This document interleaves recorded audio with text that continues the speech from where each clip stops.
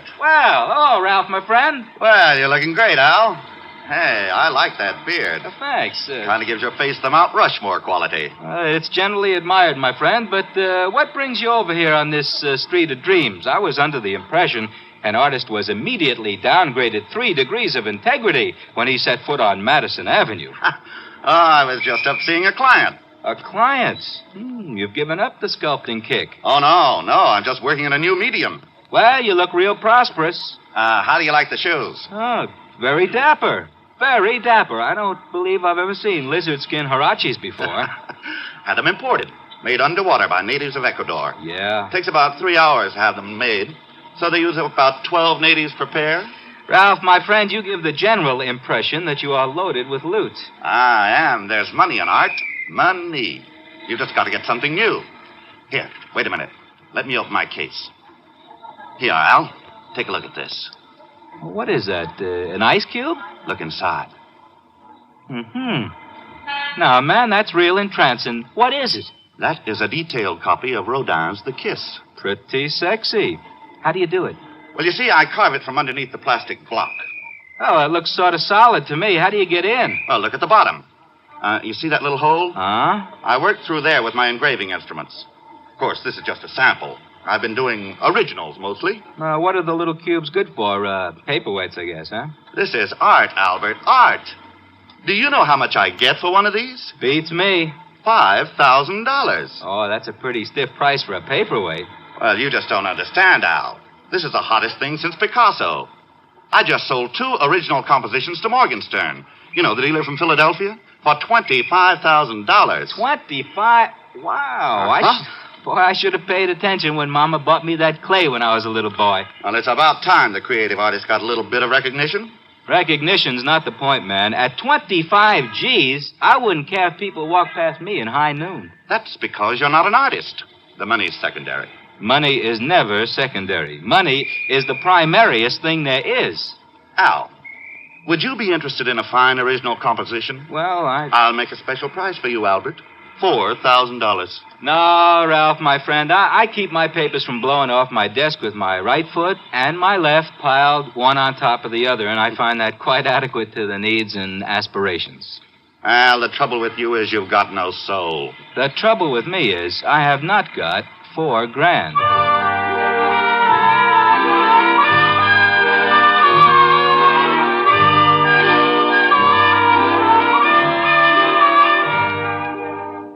This sort of thing is happening to me all the time. For example, I have a barber who plays unaccompanied Bach chaconnes with a 1/4-inch drill and a length of steel pipe. I figured Ralph Thurian was stringing me until I ran into Vladimir Osepsky. Now, Vladi is one of these men who leads a double life. He composes concerti and avant-garde operas under his square moniker, but he's better known in the Brill Building as Larry Oss. He got in on the ground floor of this rock and roll affair, and he took an already substantial fortune and ran it up to a fantastic munificence. Larry has money he hasn't even folded yet, and he collects art. I was up at his house one night discussing such things as Tin Roof Blues and Wozzeck by Albin Berg, and Larry got around to showing me his collection. Now, this is Picasso. Larry, that's what I call cool brushwork, my man. Cool. I homed it next to the Tintoretto for contrast. Well, this stuff runs into a pile of loot. Well, I figure since I've launched rock and roll on an unsuspecting public, the least I can do is collect old masters and leave them to the nation when I die. It figures. I mean, that figures. Here's my latest. Look, isn't it beautiful? You mean this hunk of plastic? Well, yes. Look into it. That design, that composition, the delicacy of that line. Well, this is the most exciting discovery in art since the invention of red paint. Larry, was this piece of Jim Crackery executed by one Ralph Thurian? That's right. You know him? Mm-hmm. Remarkable talent. Remarkable. A genius. And how much did this stroke of genius cost you, if you don't mind my mentioning a crude thing like money? Not at all. Not at all. It was a steal. I got it from Morgenstern. Oh, I outfoxed him. I got it from him for only $30,000. Yeah, you outfoxed him, all right. Now, tell me something, Larry. What makes this worth $30,000? Albert, what makes a Stradivarius worth $30,000 and a fiddle played on the street by a beggar $3, huh? You mean his stuff is that good? It's art, Albert. This is art. This is genius. To work with such delicacy and such control and such genius in so small a space. You see, that's it. This plastic block is how long? About 2 inches? And yet within this 2 inches is the majesty, the feeling of a sculpture 20, 30 feet high. This is an art which has not been known in the world since the painters of miniatures in the late Renaissance. Boy, that is for real. For real. This is the gem of my collection. The Picasso, the Renoir, the Cézanne will, in time, fade into insignificance. This is a new art form. Brilliant. Brilliant. And now let me play a new record we're putting out. It's called I Love You, Baby, 'Cause Your Lower Lip Drags on the Ground. A real cool you-bangy beat.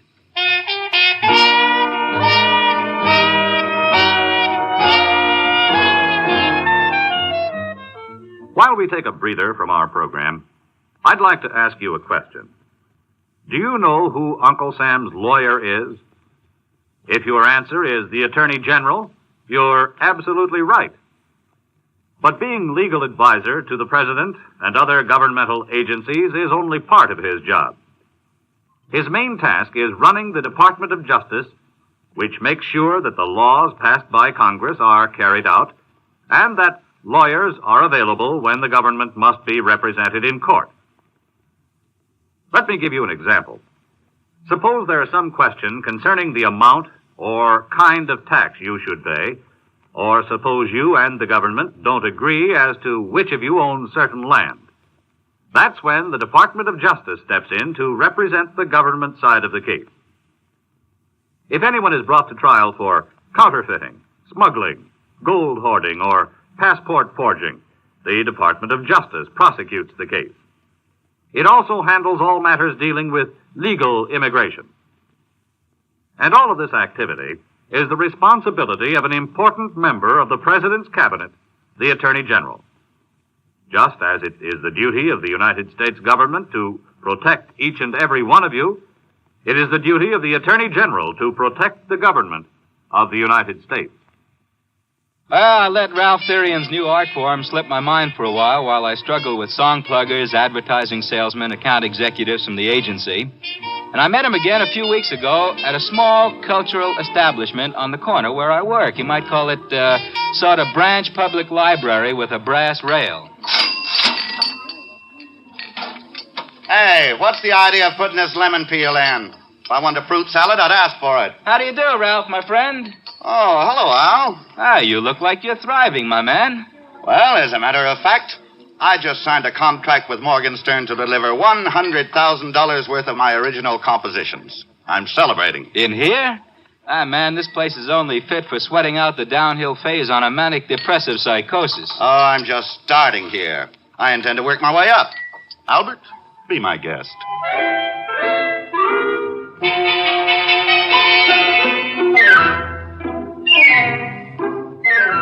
Well, I just had a difficult morning with the station manager who has an illusion in his little ricky-ticky mind that my program is the answer to Lawrence Welk and Guy Lombardo.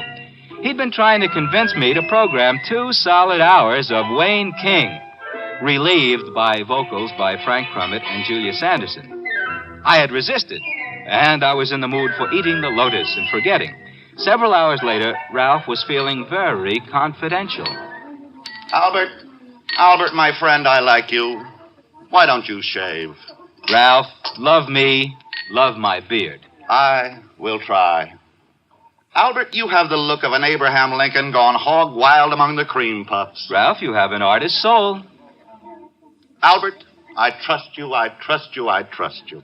I am touched. And so, Albert, I'm going to take you to my studio. My secret studio. And I will reciprocate, my friend. Tomorrow, when I am doing my disc show, you may come to my secret studio.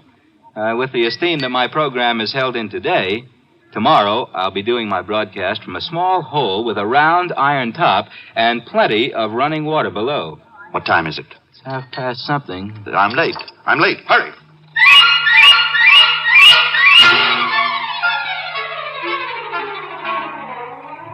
He took me to a loft somewhere down in the banana warehouse section.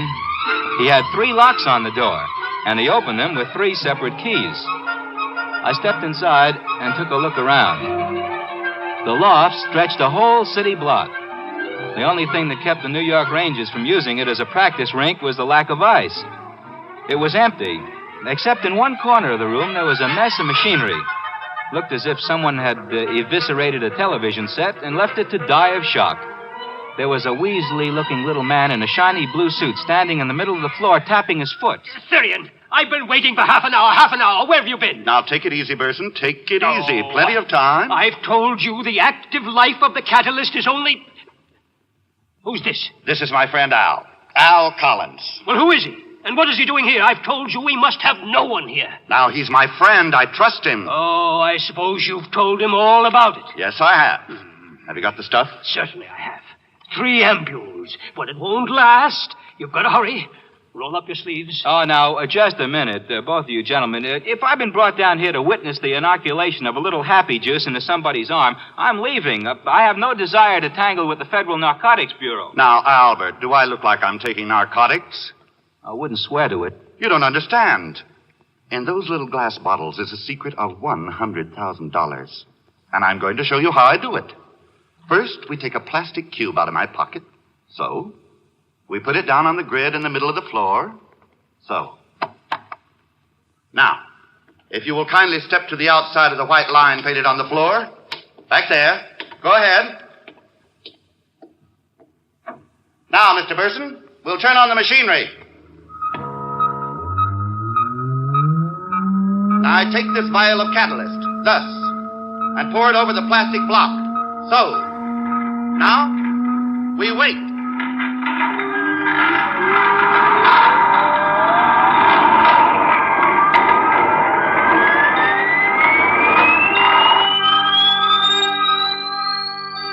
We stood there at the edges of that loft and watched that tiny plastic block sitting in a frame on the middle of the floor. And then suddenly it began to grow. In about 20 minutes, that cute little plastic block stood about 20 feet on a side. It almost touched the skylight, and there was about a foot of clearance on each wall. See, the long organic chain of molecules in the plastic is infinitely expandable under the right conditions. Is that a fact? By applying the right voltages in series, we can expand the cube to about this size. But there's an outside limit due to the cohesive charge on the molecules. Oh, naturally, of course. Those molecules do stick together. Well, it's the catalyst that does it. And I make that. I make the catalyst. Do you hear that, Therian? I make it. Now, calm down, Burson. Without me, you just have a great big blob of plastic. I'm the one who turns it into money. You see, Albert, a cube this big is as soft as putty inside. Now, I take my pneumatic drill and I make a hole in the bottom. And then my tools, and I start to carve my pretty sculptures inside. Therian, I'm warning you. I won't take this kind of treatment for long. Now, calm down, Burson. You're getting your 10% cut. 10%? 10%? Why, before I brought you this process, the only artwork you could get people to look at was mustaches on subway advertisements. Burson, that is the typical wailing of the non-creative technician. Envy? Pure envy for genius. Now, look out. I'm going under there and start work. I want 50%, Therian. 50%. That's only fair, isn't it? I put it to you, Mr. Collins. Just keep me out of it, gentlemen. Leave me out of it. I'm warning you, Therian. I'm warning you. Just get out of my way, grease monkey. Let an artist work.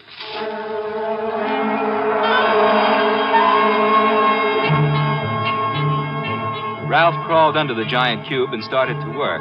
I could see what he was drawing, a collection of lovely ladies, something like the closing number at the Union City Burlesque. Didn't look very good. The lines were kind of thick and muddy, had a kind of a soft and sloppy quality to it, just about as if you were carving in butter. Took him about an hour, and then he crawled out. Just about in time. Well, what does it say on that watch? You've got about 20 seconds left. You cut it pretty fine there, Therian. It's all right. It's a masterpiece. Wait a minute. Okay, now. There she goes.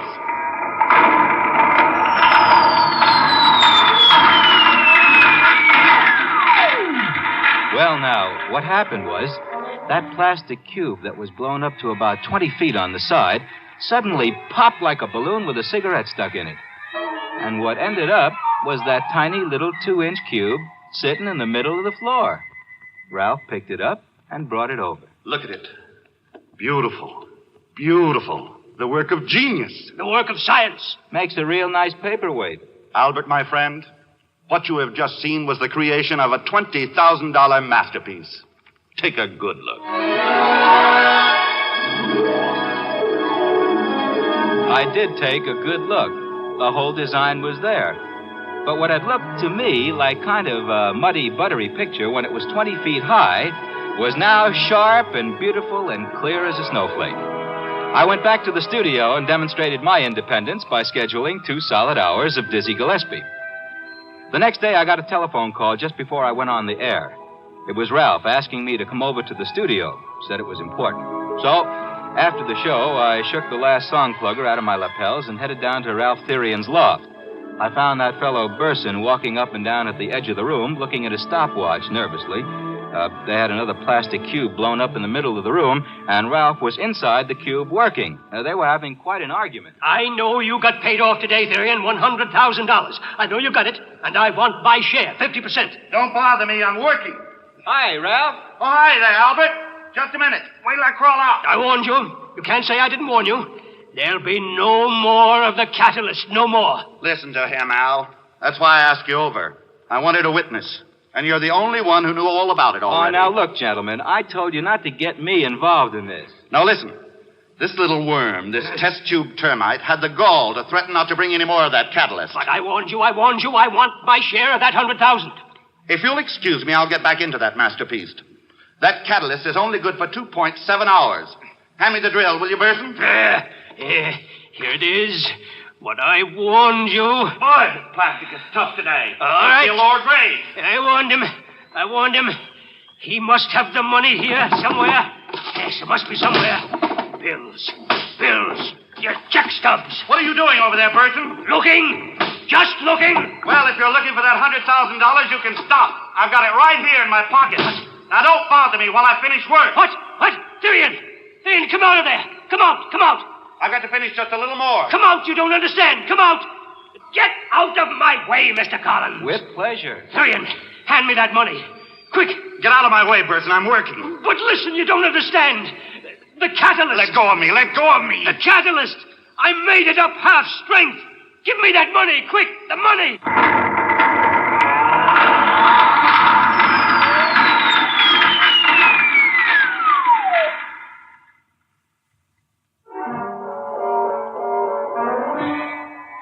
Well, that's all there was to it.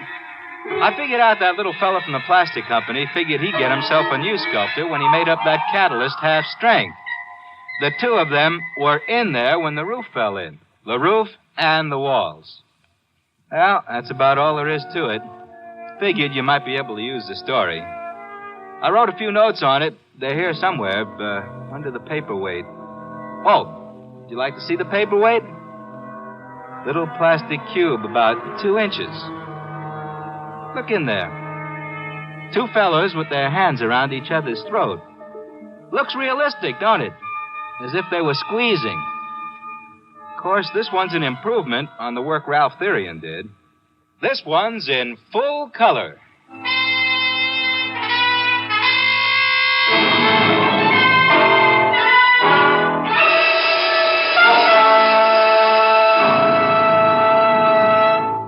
You have just heard X-1, presented by the National Broadcasting Company in cooperation with Galaxy Science Fiction Magazine. X-1 has brought you Real Gone by Ernest Kenoy, based on an idea by Al Jasbo Collins, and starring Al Jasbo Collins as himself. Featured in our cast were John Barragray as the late sculptor Ralph Therian, John McGovern as his equally late scientific collaborator, and Harold Huber as the fabulous Larry Oss. This is Fred Collins. X-1 was directed by Kenneth McGregor and is an NBC Radio Network production.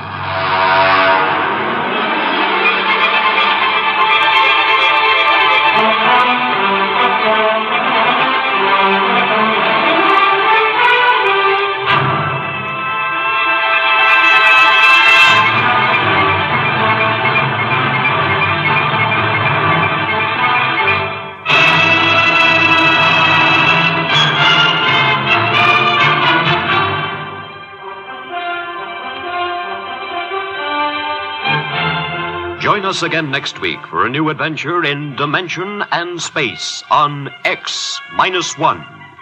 This is the United States Armed Forces Radio and Television Service.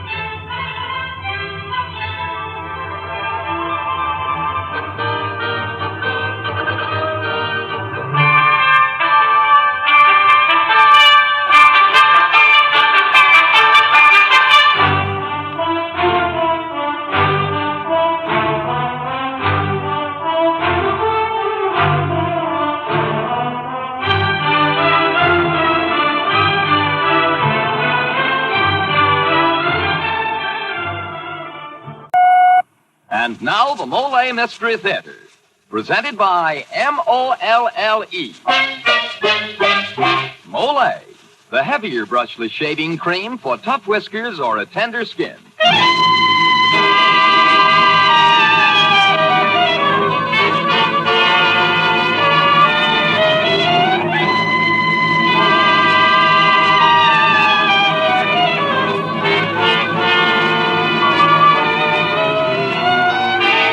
Good evening. This is Jeffrey Barnes, welcoming you to the Molle Mystery Theater, a program that presents the best in mystery and detective fiction. Tonight's story by George and Gertrude Fass is entitled Solo Performance.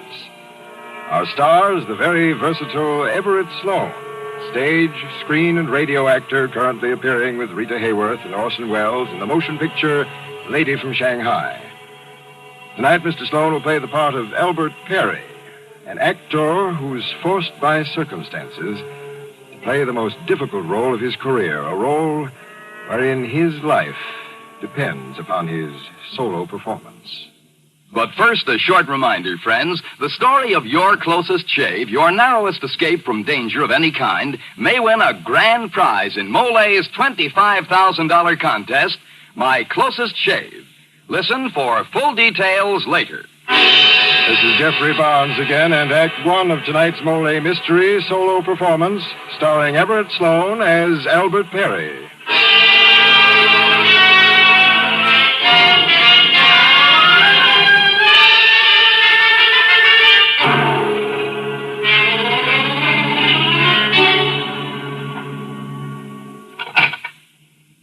Miss Johnson. Yes, Mr. Hamill. I was just leaving for the day. Shall I bring the mail in? No, leave it on your desk. Before you go, will you do something for me? Yes, Mr. Hamill. Phone the theater and ask Blaine to come over here and see me after rehearsal. I will wait for him. Yes, Mr. Hamill. Anything else? No. Good night, Miss Johnson. Good night, sir. It was over. The most difficult performance of my career. I had played the part of Lee Hamill, theatrical producer, with Lee's body lying not 15 feet away. I suppose I'd had better roles, more artistic ones, that is, but never a tougher one. This one had lasted 5.5 hours, and my life hanging on every minute of it. Looking back, I can see now how inevitable that performance was from that night 2 weeks before when I waited for Elspeth at Luigi's. Hey, Mr. Perry, you ordered dinner now? No, not yet, Luigi. I'm still waiting for my wife. She's late for some reason. Yes, I can see. You wait for 2 hours. And look what you do to the tablecloth, Mr. Perry. Writing all over it like that. That's not nice. The laundry, she complains, is hard to get out. Oh, I'm sorry, Luigi. Bring me a glass of Chianti, will you? Yes, Mr. Perry. Glass of Chianti. Oh, Albert, I'm sorry I'm late. My poor starved darling. Well, finally. I've kept you waiting. Have you ordered yet? Just a glass of wine. One glass? Luigi, bring a whole bottle. We're celebrating, darling. Celebrating what? Your arrival? I got the part. What do you think of that, my sweet? Isn't it wonderful? Well, sure, that's great news. But why did it take this long? Oh, well, you know how Lee Hamill likes to talk. And then after he decided to give me the part, he had to go into a long discourse on how to interpret the role. I'd have called if I could, but I just couldn't interrupt him. And when I finally did break away, I didn't want to lose a minute. The Chianti, Mr. Perry. Chianti? It should be champagne. Well, you know as well as I do we can't even afford this. Oh, but we can. I'll be getting $500 a week. Think of that. Oh, darling, I didn't tell you. I think there's a part for you, the part of Tony. He's just your type. When I see Lee tomorrow, I'll talk to him about it. No, save your breath. I saw him last week. You did? You didn't tell me. Well, there was nothing to tell. But what did he say? He said there was nothing for me in the play. Nothing. Oh, but that was last week, darling. Now he may feel different, especially if I ask him. If you ask him. I'll turn on the fatal charm. Why, you'll do nothing of the kind, not with that wolf. Silly, I'm kidding. But you just leave it to me, darling. We'll be a husband and wife team yet. I can see it now. Night Cafe, a Lee Hamill production starring Albert and Elspeth Perry.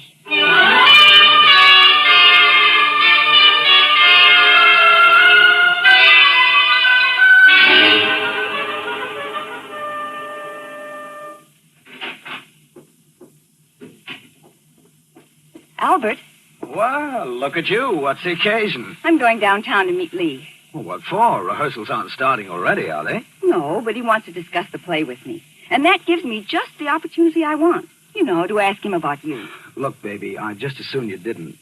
Any favor Hamill does for anyone has to be paid for. What time will you be home? Oh, I don't know. But if I'm late, you just go right ahead and eat. Don't wait for me. Well, okay. Oh, the script. I left it here on the desk. No, I was looking it over. Here it is. Oh, thanks. You know, I guess I could handle that Tony role, all right? Oh, I know you can, darling. Oh, Albert. Now what is it?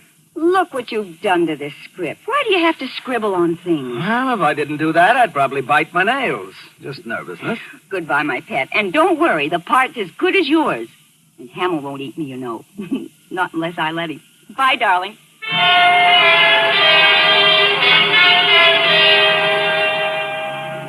Well, every day the following week she went down to see Lee to discuss interpretation, she said. We'd meet at Luigi's every night at 6. She'd come in bubbling over with excitement and always with the assurance that she was on the point of landing the role for me. But Thursday morning, I found an item in Variety. I handed the paper to her to read. Lee Hamill signs Matt Blaine for featured role in Night Cafe opposite Elspeth Perry. So you're still working on Lee to give me the part, are you? Oh, but darling, I knew about Matt Blaine. As a matter of fact, Lee signed him on Monday. And today is Thursday. Why didn't you tell me Monday that Blaine had the part? Because on Monday I didn't want to make you feel bad. And after what happened Tuesday, I wasn't so sure you couldn't still have the part. All right, what happened Tuesday? Well, we were all in Lee's outer office waiting for Lee to call us in. Well, you know how Blaine is.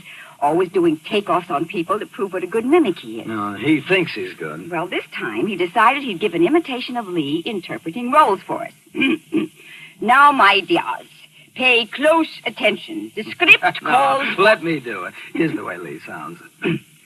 Now, my dears, my darlings, this wonderful script demands stark realism. Life in the raw, a stripping down to essential. Oh, that's Lee to the life, Albert. Well, Blaine did it fairly well, too. He was going great guns when Lee opened the door of his private office and stood there taking it all in sore as a boil. Rough break for Blaine. Lee didn't speak to him all that day. Blaine is so unnerved that I'm sure he'll mangle his part. Oh, I see. So now I'm supposed to sit around and pray that Blaine gets the sack. Oh, don't feel that way about it. He's just not right for the part anyway. So keep your chin up, sweet. All right. What about dinner tonight? Oh, I forgot to tell you. Lee asked me to have dinner with him. Well, you're not going to, are you? Oh, I never would, only he's asked the cast up to his apartment after dinner for the first reading. And since I'll be in the city anyway, I thought it might be just as well to accept his invitation. All right. Well, I'll go along downtown with you. I'll eat at the Lambs and pick you up after your reading. Oh, but Albert, I don't know how soon we'll finish. All right, so I won't pick you up. At least you don't mind my coming downtown with you. Oh, not at all. But hurry and dress. I don't want to be late.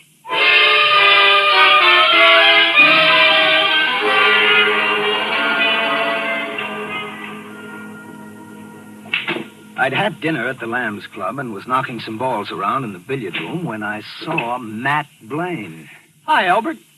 Oh, hello, Matt. What are you doing here? Oh, same thing you are, wasting time. Want a game? Well, don't you have a reading tonight at Lee Hamill's? Reading? Oh, no. We don't begin until Friday, first rehearsal. Well, rack 'em up. Let's go.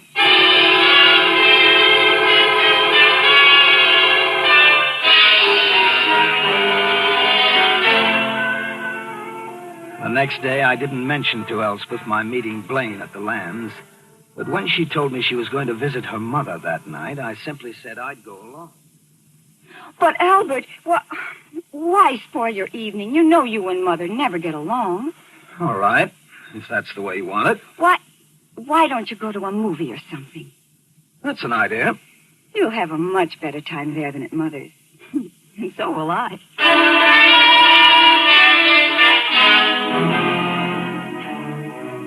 I got my hat and left. But instead of going to the movies, I waited in the shadows near the subway entrance. When Elspeth came out, I followed her into the subway unseen.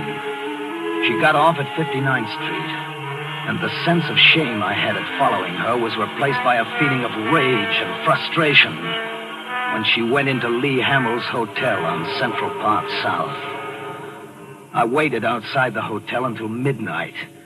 And when she didn't come out, I left. At that moment, I felt I could kill Lee Hamill.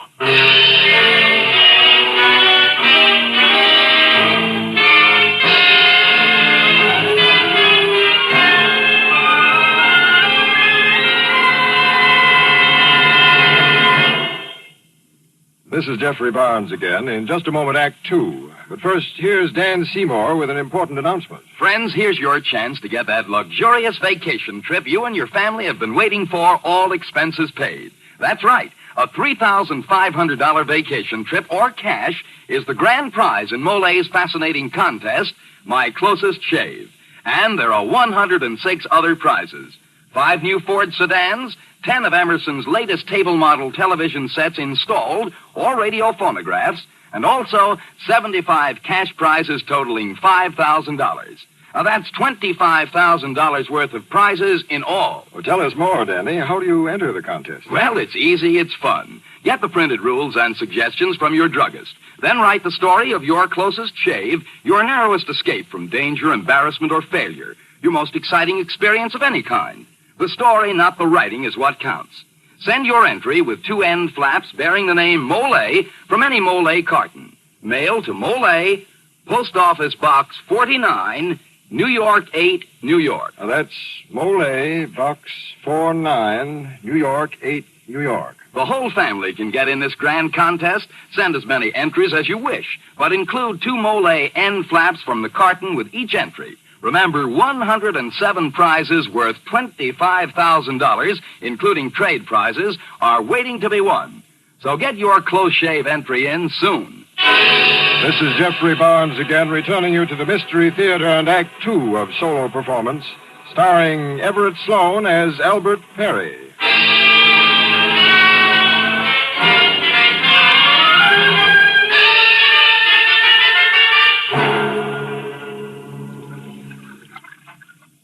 What would you like for breakfast, dear? Just coffee. You came in pretty late last night. Oh, you know how Mother is.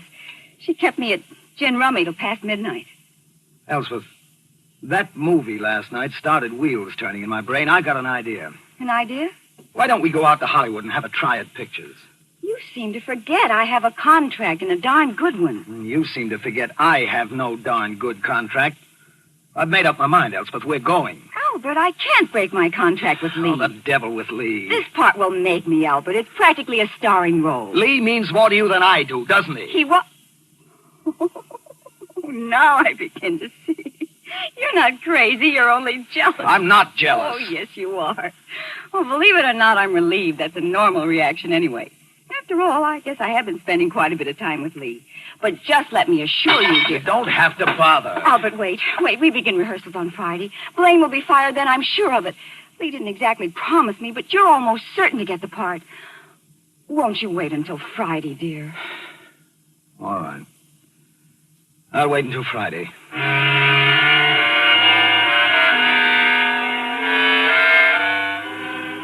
Friday afternoon, I went downtown and waited outside the theater. At 1, the cast began to leave by the stage door. Then Lee and Elspeth came out together and hopped into Lee's car. I knew where they were going.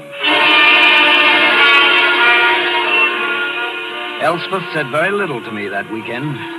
Maybe she knew I wouldn't take any more of that line about trying to get me Blaine's part. Monday's rehearsal was called for 2:30. I figured Lee Hamill would be in his office all morning preparing for it. At 11:30, I entered his reception room. Oh, good morning, Mr. Perry. Good morning, Miss Johnson. Will you tell Mr. Hamill I'd like to see him? Oh, of course. Sit down, won't you? Elspeth Perry's husband is here. Yes, sir. Yes, Mr. Hamill. I'm sorry, Mr. Perry, but he's just too busy to speak to anyone. He's not casting, you know. But this is important. It's something personal. I'm really sorry, Mr. Perry, but you can't see Mr. Hamill today. Oh? Okay, I'll drop in again tomorrow, Miss Johnson. Do that, Mr. Perry.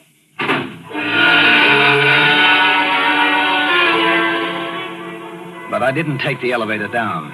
Instead, I slipped into an alcove at one end of the corridor. It was close to 12, and I knew the girl would soon be going to lunch. At about 10 to 12, I heard the door open and the girl's footsteps going off toward the ladies' room. I walked quickly back to Hamill's office, crossed the reception room, and entered his private office. Yes? Oh, it's you, Perry. Miss Johnson told you I was busy, did she not? She did. But you're going to listen to me whether you can spare a moment of your precious time or not. Before you begin, Mr. Perry, please understand, I have no work for you. I know that. Then we have nothing to say to each other. I ask you to leave my office. And not leaving. Mr. Perry, merely because I have engaged your wife to act in my play is no excuse for you to force yourself on me when I have no time for you. You've got plenty of time for my wife, haven't you? Now listen to me, Hamill. No louse of a producer is going to live to brag that he walked off with my wife, see? Oh, this is too much. Get out of my office. Take your hands off me, Hamill, I warn you. Get out! Get out or I will brain you! The hysterical fool picked up a paperweight and came at me. I grappled with him, and then suddenly the hatred I felt for him swept over me in a blind rage. My groping right hand seized an object on his desk, and I plunged my fist into his chest.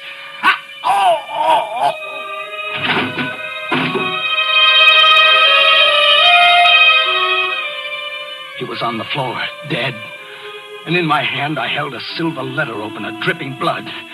I dropped it and made for the door. I had to get out before the girl came back. But just as my hand gripped the knob, I heard the outer door open. I was trapped. And then, the inter-office phone. If it wasn't answered, she'd come in here. Acting almost on reflex, I walked over and picked it up. Hello? Mr. Hamill? Mr. Hamill? Yes? I'm ordering a sandwich for lunch, Mr. Hamill. Shall I order something for you? No, no, thank you, Miss Johnson. Very well, Mr. Hamill. I'd carried it off. Now she'd have a lunch in the office and then go out to shop, probably. All I had to do was wait. My eye fell on the body. Quietly, I pulled it to the closet and pushed it in. Then I wiped the handle of the letter opener and threw that into the closet, too. The telephone, the doorknob, and the key. I had to get my fingerprints off them. My handkerchief did it quickly. I pulled on my gloves. I'd take no further chances of leaving a print behind. Half an hour to wait, and to think things over in comfort. I sat down at Lee's desk and lit a cigarette.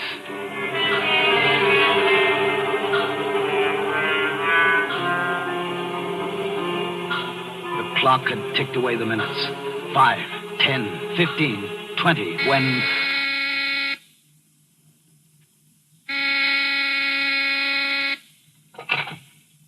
Yes? Mr. Van Dyke is on the phone. I cannot talk to him now. But he says he must discuss a very important problem of direction. Very well. Put him on. Hello, Lee. What about that first entrance of the girl? What have you decided about it? Oh, yes, the entrance. I leave it all to you. You are the director. Do it however you think best. But you said yesterday... Yes, I was wrong. You are right. What? Yes, just as you said it should be. You say so, only after what you told me yesterday, I hardly... A man can change his mind, no? I have thought it over. You are right and I am wrong. That is all. Okay, Lee.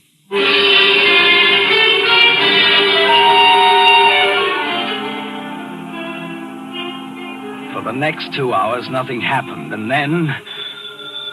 I was startled by the ringing of the phone. I realized it was a call on Lee's private wire. Hello, Lee. Elspeth. Now I really began to sweat. Could I possibly fool my own wife? Especially since she had already heard my impersonation of Lee. Hello? Lee? Yes, Elspeth, darling. Van just told us you wouldn't be here at rehearsal, and I just had to speak to you. What is it, my dear? You know. What would you like me to say? Just 3 little words. What? Lee, dear, I just can't continue without knowing. Oh, so you want an answer? Yes, please. Let me hear you say them first, those 3 little words you want. He has it. He has it? Yes, the job, the part of Tony.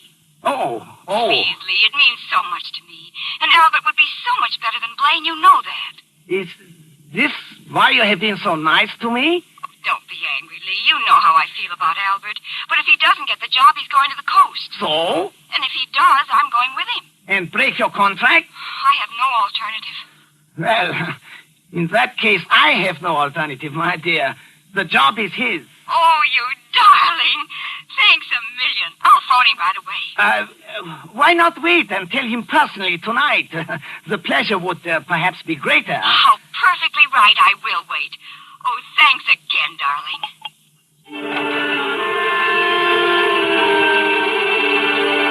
How does a fellow feel who has just discovered that the wife he suspected was never anything but loyal to him? That the man he has just murdered in a jealous rage was never anything more to her than a business acquaintance? I'll tell you how he feels. It may surprise you by its very simplicity. He wants to escape the consequences of his crime. Yes, that's all. He just wants to escape.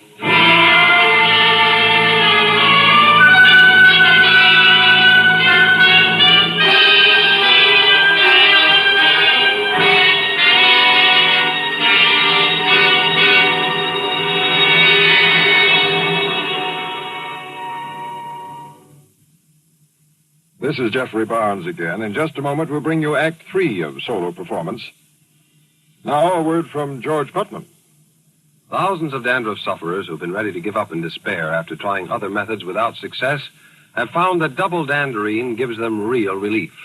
You see, outstanding authorities point out that a germ, Pityrosporium ovale, is the cause of the most common kind of dandruff. Methods that simply wash away loose dandruff are ineffective because they don't destroy this germ.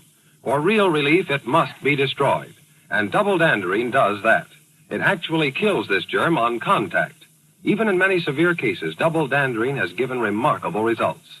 Now, the reason for double danderine's amazing efficiency is a special ingredient, an active antiseptic that's used by many hospitals because of its astonishing effectiveness.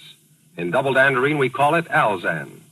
So try double danderine and see if you don't agree that it really does more than many dandruff-fighting methods that actually are no better than plain water. Get double danderine tomorrow. Your money back if not satisfied.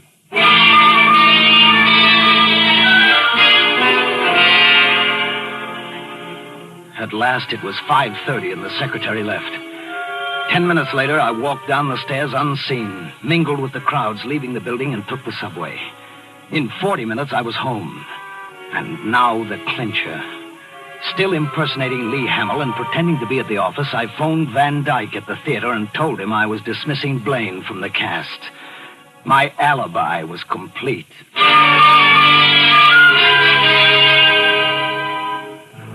Since Elspeth had dutifully reported to me that I was to replace Blaine in the cast of Night Cafe, I attended the rehearsal the next day. I wasn't very surprised when the police walked in, but the rest of the cast were electrified. Quiet, please. Quiet. Quiet, please. Mr. Hamill was murdered Just 1 minute, please. Was murdered sometime between 6:20 last night and midnight. He was alive at 6:20, according to his director, who spoke to him on the phone. Now, I want you all to understand that none of you is under suspicion. But I am asking you to come down to headquarters with me so we can round up some facts.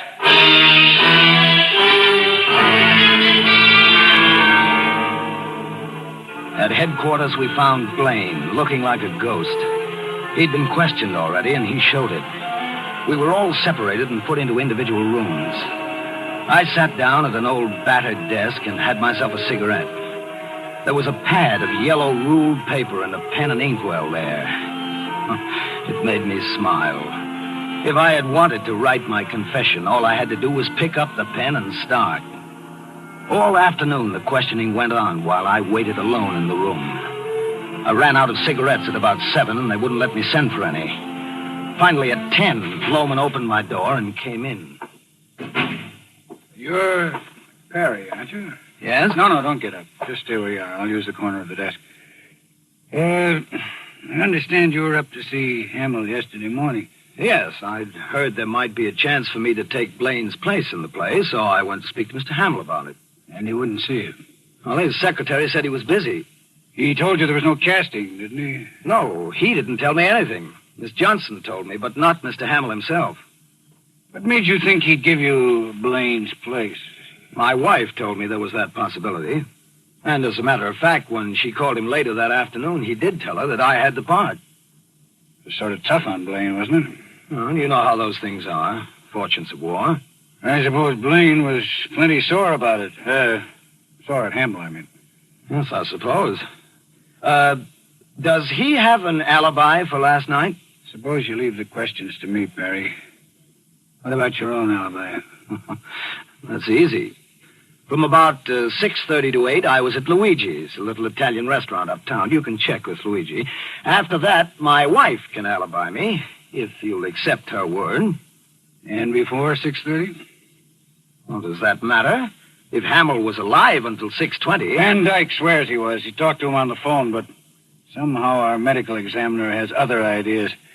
He thinks Hamill was killed earlier in the afternoon. But how could that be? Where were you yesterday afternoon? Why, home. Any witnesses? No. Do I need any? Tell me, Perry, when you came to see Hamill yesterday morning, did you go into Hamill's private office at all? No, the girl must have told you. And you weren't in that private office at any time during the afternoon? I was not. I was at home. I give you my word.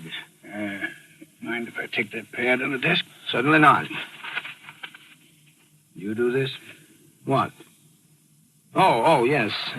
Bad habit of mine. I scrawl cats all over everything. Bad habit is right, Perry. So bad, it's going to send you to the chair. What do you mean? We found cats just like these doodled on Hamill's blotter pad. But my wife spoke to Hamill. Van Dyke spoke to him later in the afternoon. He was alive. You're an actor, Perry. They tell me you're pretty good at imitations. Must have been hard at it all afternoon on the phone, and between times scrawled cats all over the nice, clean blotter. That's why we kept all you folks waiting in separate rooms. A new parlor game we thought up. We call it Find the Doodler.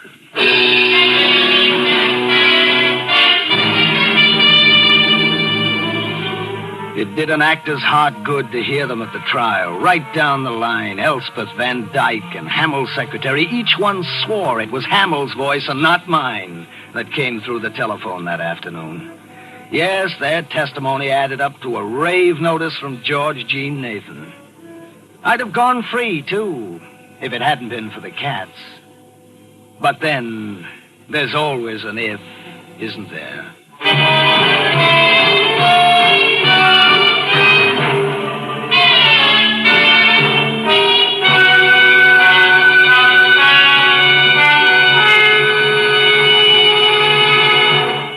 This is Jeffrey Barnes again, inviting you to be with us next week when our star will be the glamorous stage and screen actress Virginia Gilmore, who is currently appearing in the motion picture Close-Up. Miss Gilmore will play the leading role in a story by Paul Monash entitled Deadly Nuisance. The original music for the Molle Mystery Theater is composed and conducted by Alexander Semmler. Everett Sloan was starred and Elizabeth Morgan featured in tonight's performance.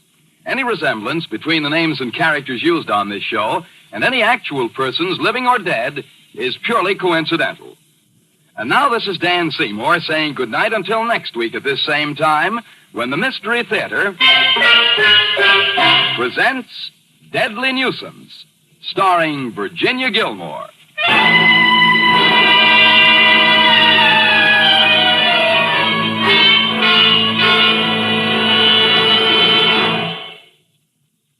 This is NBC, the National Broadcasting Company.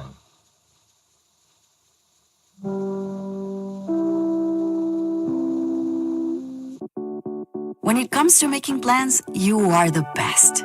What about those round trips that you plan in advance, which are perfect on your way there and perfect on your way back? Or those meetings with friends for which you make a group chat 3 months before so that nobody or anything is missing? Or your daughter's first birthday party. You planned it with such dedication that instead of the first, it felt like our 15s. The same way you plan each detail for those moments. Start planning to protect you and your loved ones from a natural disaster. Sign up for local weather and emergency alerts. prepare an emergency kit, and make a family communications plan. Protecting your family is the best plan you can make. Get started at ready.gov/plan. Brought to you by FEMA and the Ad Council. Don't you wish your life came with a warning app? Stop. That dog does not want to be petted. Just a little heads up before something bad happens.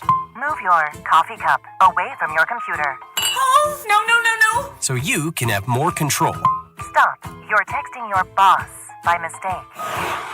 Uh-oh. Well, life doesn't always give you time to change the outcome, but prediabetes does. With early diagnosis and a few healthy changes like managing your weight, getting active, stopping smoking, and eating healthier, you can stop prediabetes before it leads to type 2 diabetes. It's easy to learn your risk. Take the 1-minute test today at doihaveprediabetes.org. Warning. The cap is loose on that ketchup. Ugh. Don't wait. You have the power to change the outcome. Visit doihaveprediabetes.org today. That's doihaveprediabetes.org. Brought to you by the Ad Council and its prediabetes awareness partners. The more you listen to your kids, the closer you'll be. So we asked kids, what do you want your parents to hear?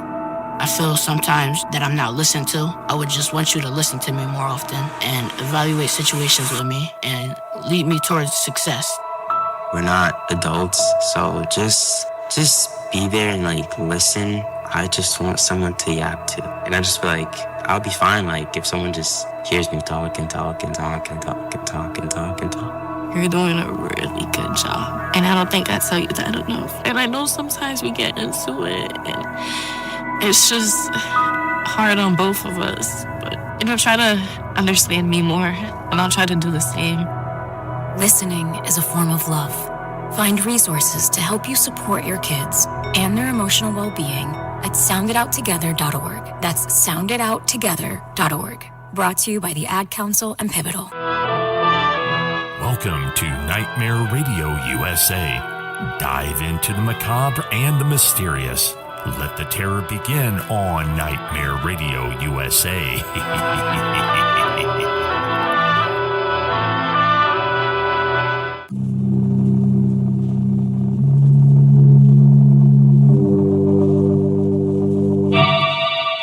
Lipton Tea and Lipton Soup present Inner Sanctum Mysteries, starring Lee Bowman.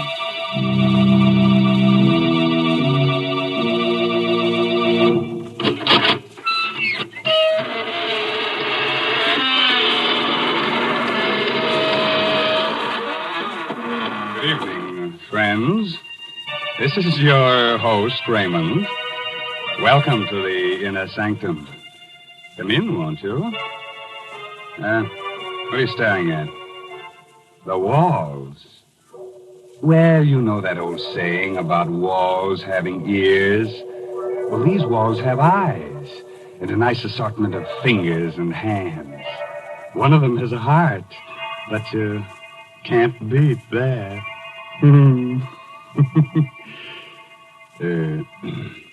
Don't mind me, friends. In my old age, I'm getting to be a bit of a goer. You're getting to be a crotchety old bachelor, that's what. Who said that? Oh, Mary Bennett. Hello. Tell me, Mary, do you think I should get married? You know, I used to have a girlfriend, but she threw me over. She was a vampire. She said I wasn't her blood type. Oh, Mr. Raymond, please, what a silly thing to say. More and more, I'm convinced that what you need is a wife. I'd just love to see the way a wife would handle you. Would you send me a wedding present, Mary? I sure would. I'd send you a big supply of Lipton's noodle soup. You know, I'll bet your wife would appreciate that. My goodness, in the old days, it took a woman all day to make a pot of noodle soup. Whereas nowadays, it only takes a jiffy. That is, when you use Lipton's noodle soup mix. But Lipton's has got the same homemade taste, believe you me. It's got the same chickeny flavor. Yes, sir, a hot plate of Lipton's noodle soup is a grand welcome home for the whole family. One whiff of that savory Lipton's noodle soup, and folks feel relaxed and ready for dinner with a rousing good appetite. Well, now, that's a very pretty picture, Mary. Which reminds me, our story tonight is about one of the fine arts, murder. It's called Death is an Artist. An original tale by Frederick Matho. And our star is from Hollywood, Lee Bowman. Soon to appear with Rita Hayworth in the Columbia Technicolor picture Tonight and Every Night. So, Turtle, close to the fire, and turn the lights down real low. By the way, if you have a little spook or two in your home, looking behind your shower curtains before turning on the water is the courteous thing to do. Otherwise, you might be dampening your spirits. Now let's get on with our story. I'm Stevie, a reporter. I'm what's called a police reporter, because I hang around police stations for my stories. But tonight, I'm the best reporter in the world, because I've got that kind of a story that's only given to one writer in 1,000, once in a lifetime. This story begins with the end of a man's life. Yesterday, an old man living alone with his 5 cats on an abandoned barge under the Brooklyn Bridge cut off the heads of 4 of his cats, then expertly slit his own throat from ear to ear. At 6 o'clock on the morning we got the flash about this old man, I was playing cribbage with Mike, my police pal, at the station house squad room. Burke, the desk captain, was snoring his head off. Okay, Mike, there it is. Go, 121 points. That last run made it. You're the luckiest jerk, Stevie. We're both lucky. Not a call the whole night. I sure hate to drive out to anything in this blizzard. Brace, 84th Precinct, Brooklyn. What? Yeah. Wait, say that slower. You haven't seen him in a week. His cats ain't around. Oh, but lady. Huh? Blood in the snow. Well, that's different, sure. Yeah, okay, thanks. What's up, Captain? Some dame passes an old barge down the foot of the bridge on her way to work every day. Says an old bum lives there with his cats. Don't tell me I got to rescue a cat now. No, this coot talks to her real polite every morning. But she ain't seen him in a week. Today she goes to look close like and finds blood in the snow near the door. So we go see. Well, probably went south for the winter. Coming along, Stevie? Yeah, but I don't like it. Burke mentioned cats, and I hate cats. And I hate people who keep cats.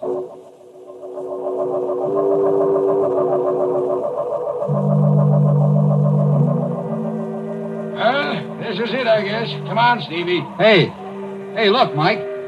There's a snowman. So what? Haven't you ever seen a snowman? Yeah, but look. That's not an ordinary snowman.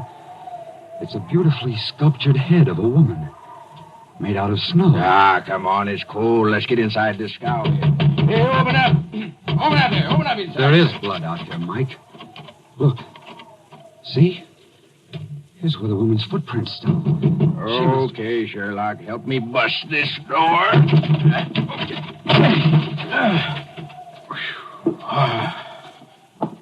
What's the matter with you? Look on the floor. Holy mackerel. 1, 2, 3, 4 cats with their heads cut off. And another one. Alive. Hey, where are you going? I told you I can't stand them dead or alive. One of them clawed me when I was a kid. Stevie, get a load of this over here on the bed. He did a good job. From ear to ear. He had done a good job. He was naked to the waist, and his hairy torso was bathed in blood. His head lay to one side and was nearly severed at the throat. His mouth, a strangely sensitive mouth, hung foolishly open in the middle of a matted mass of beard. But it was his eyes that stirred something inside me. They were cold black agates that smoldered with defiance, even in death. They seemed to carry a message only I was meant to see. I turned away and stumbled over a small wooden box. It contained clay fragments. An impulse seized me, and I carried the box outside. What do you want that box of trash for? I'm not sure. I just felt I ought to take it along. Mind? Just junk. These bums collect the screwiest stuff. Come on, I'll drop you off at your paper. You'll get a news beat on this anyhow.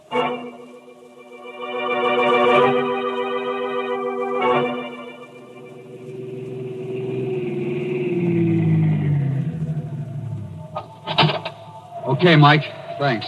I'll call you later to see if you identify the old bird. All right, Stevie. Hey, here's that box of junk. You want it? Oh, yeah. Yeah, thanks, Mike. I wrote the item. All we could learn was that he was Ivan. No fingerprints on record, no relatives, just Ivan. So he stayed just Ivan to 250,000 readers and to the police. But to me, he was a man who had not yet died. I poked through the rubble of clay in the box, and I was about to throw the whole mess out when a time-blackened metal tag caught my eye. It was the kind of tag used to mark paintings or statues.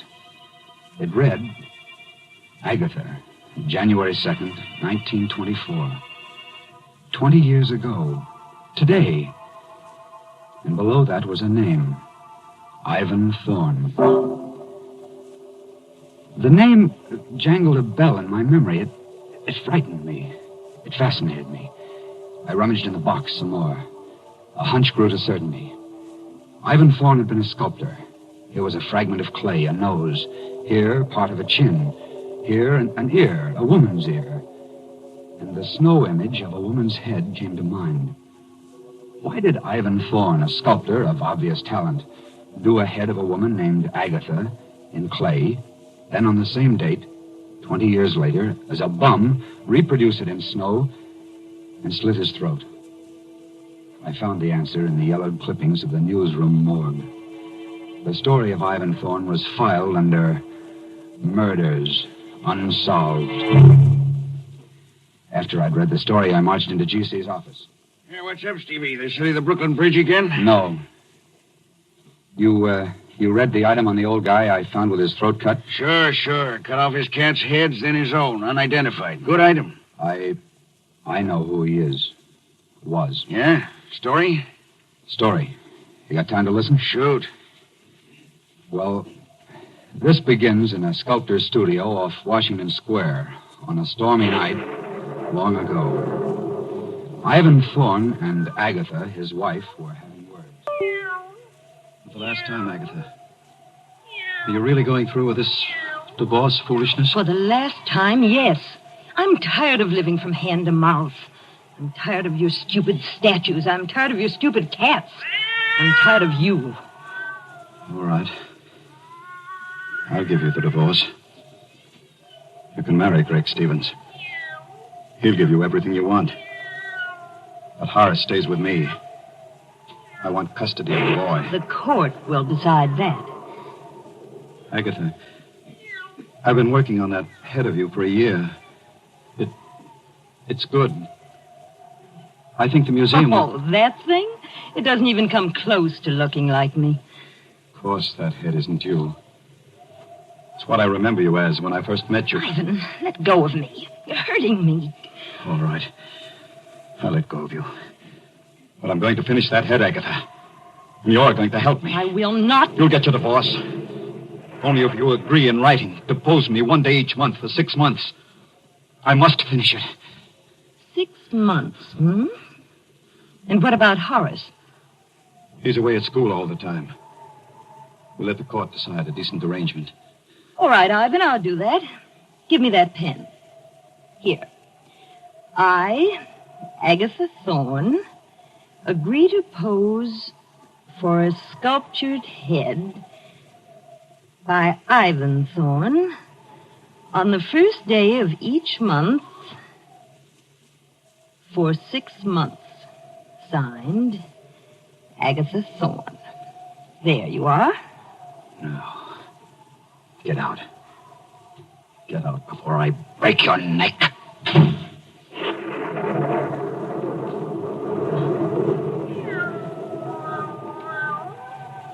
She's gone. She's gone. But I'll see her again. 6 more times. That's all I need. 6 more times.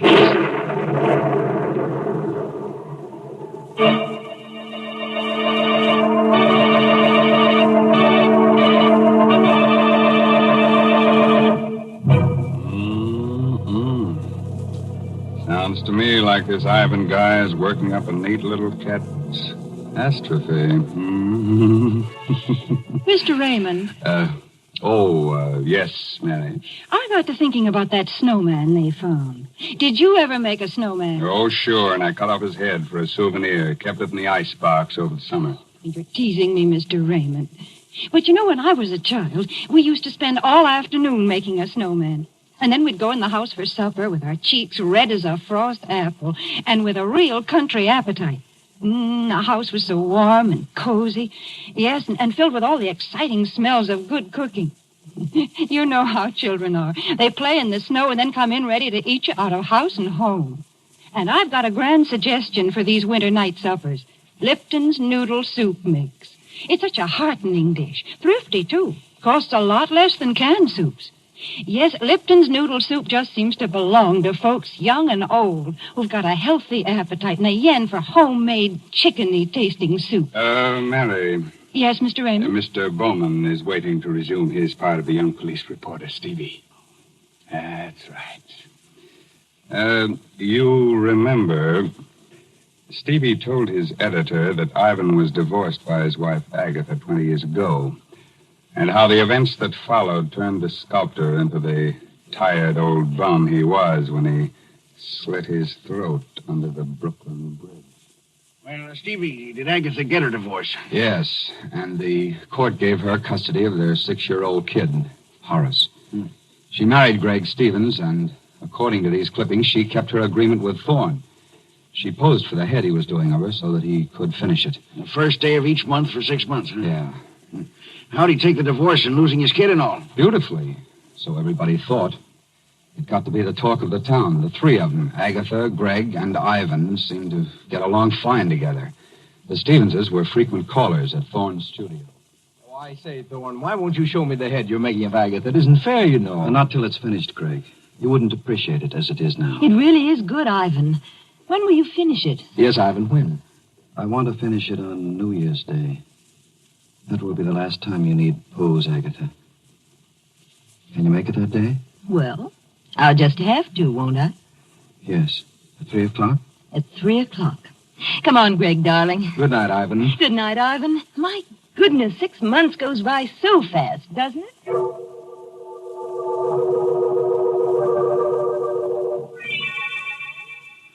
Six months. I gave them 6 months. Monday, it's over. Monday is the last day she poses for me. Monday, I'll finish that head. I love her. And for 6 months, 6 centuries, she belonged to that idiot. He took my son from me. You can't hear me, Agatha.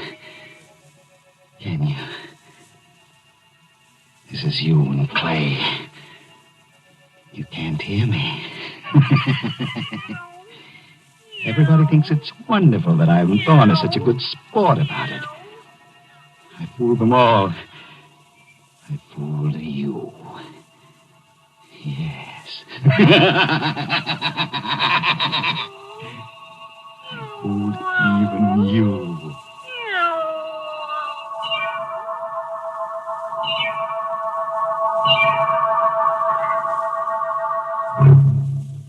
He really was out of his mind, Stevie, this Ivan guy. Sure, but with a madman's cunning, he disguised it well.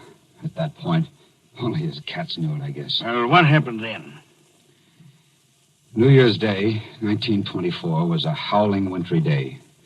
Neighbors later testified to seeing Ivan's massive frame, coat flailing open in the wind, arms loaded with groceries, eyes staring, unblinking, as he turned into his building. It was the last time they saw him. In his studio, Ivan kicked his door shut and began talking to Agatha's statue, as he'd gotten into the habit of doing now for some time. I'll set the table by the fire, Agatha. Just as we always did. You like that. And I'll set a place for little Horace. Oh, I know you don't want him to come here, but we'll just make believe, huh? Agatha, I must pull myself together. Happy New Year, Agatha. Come in. And the same to you, Ivan. Oh, let me get to that fire quickly. I'm frozen up. Why are you bolting the door? The draft rattles the door. Here, give me a coat. Now, how about a bite? By the fire? Why, Ivan. How quaint. Just like old times, hmm? This is the last time you'll come to pose. Have you minded living up to our agreement? No, Ivan. You've been very decent about it. But tell me, why are you so set on finishing the head you're doing of me? Have you ever seen a human skull, Agatha? Ugly thing. Long after that pretty head of yours becomes a skull, the head I'm making of you will live in ageless bronze. That's why I'm so anxious to finish this work. I see. Well, shall we start, Ivan?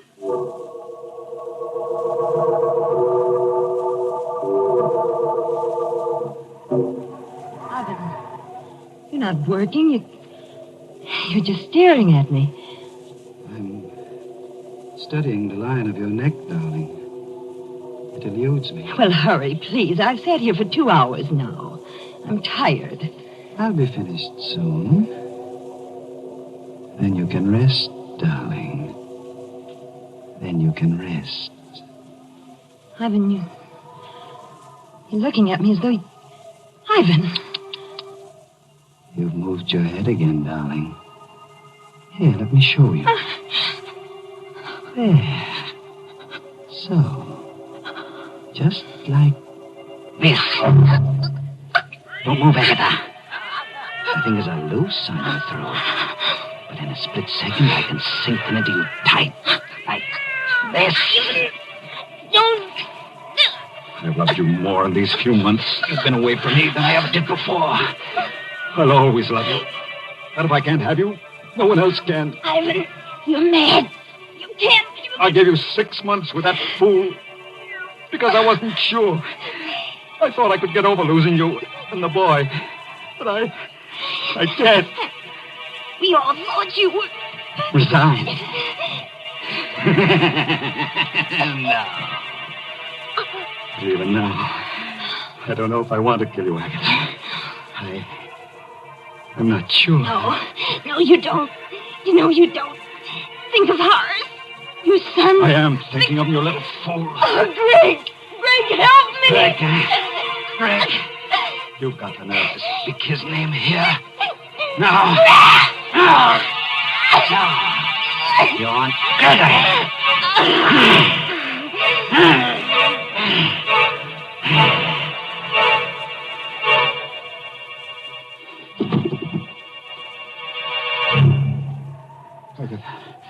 I did it. But you made me do it. How beautiful you are. Dead. Look at this clay head. Agatha, see, I was wrong. You're much more beautiful. I've changed my mind. I don't want fame. I don't want a statue. I want you. See, Agatha, I've broken it, smashed it. It's Greg Stevens who should die. He did all this to us. Yes, I'll go see Greg. That's it. But I must be careful now. I must make Greg suffer. Oh, I have it. Yes. He must know that he, too, has lost Agatha. Wow, that's some yarn, Stevie. He actually strangled Agatha, huh? What happened then? He left his studio and called at the Stevens' house a little after 6. Greg Stevens and young Horace were the only ones there, except for the butler. He testified that Ivan quietly asked to see Stevens alone. He had a bundle in his arms, covered with a piece of black velvet, when Gregory greeted him. Ivan, well, glad to see you and Happy New Year to you. But where's Agatha? She was supposed to be with you. She'll turn up shortly. Said something about a girlfriend she had to stop by for. Oh, I see. Well, come on in, Ivan. We can have a glass of sherry while we wait. Thanks. Put your package down somewhere on the table here. Thank you. Did you get a lot done today? On the head, I mean? Yes. I've finished it. Oh, good. Say, that wouldn't be it in that box, would it?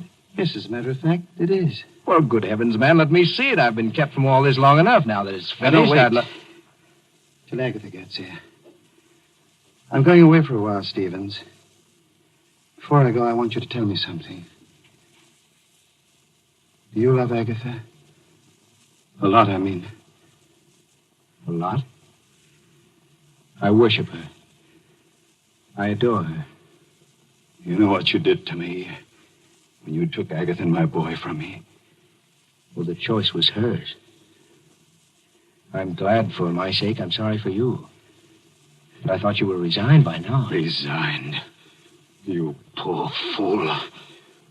I've lived a life of raging hate for you. Ivan, sit down. You don't have to be sorry for me anymore, Greg. You can start feeling sorry for yourself. Thorne, what are you driving at? Everything comes out even, Greg. Come over here. What's in that box? Come closer, Greg. Here. I'll take the cloth off. See for yourself. Agatha! You fiend! You beast, I'll kill you! Hurts, doesn't it, Greg? Hurts to lose Agatha. Doesn't it? I'll kill you! I'll kill you! Oh, you won't! Get away from me. You won't kill me. I won't kill you. We'll both live to remember. Thorne didn't kill Stevens? No, G.C. He knocked him out. They found his footprints in the snow along with the kids. He must have stopped to say goodbye. What a story. He slit his throat this morning as a bum on a barge. Yeah. Took his cats with him. The clay fragments I found in that box on the barge were all that was left of the clay head of Agatha.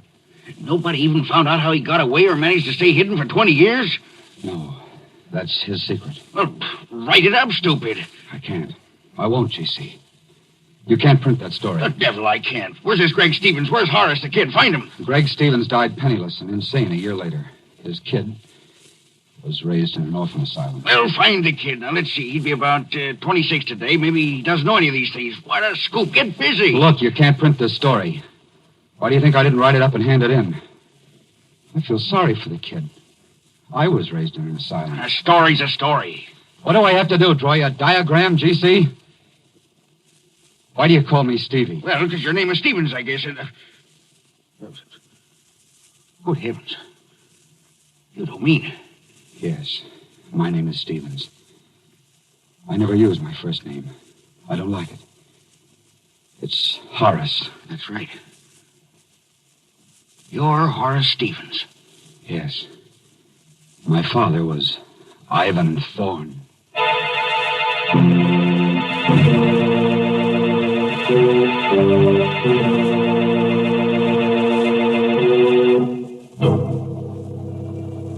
You have a little sculptor in your home. Better take his modeling away from him. Might grow up to be a bust. That's enough to give anybody the creeps. It certainly is, Mr. Raymond. Oh, Mary Bennett.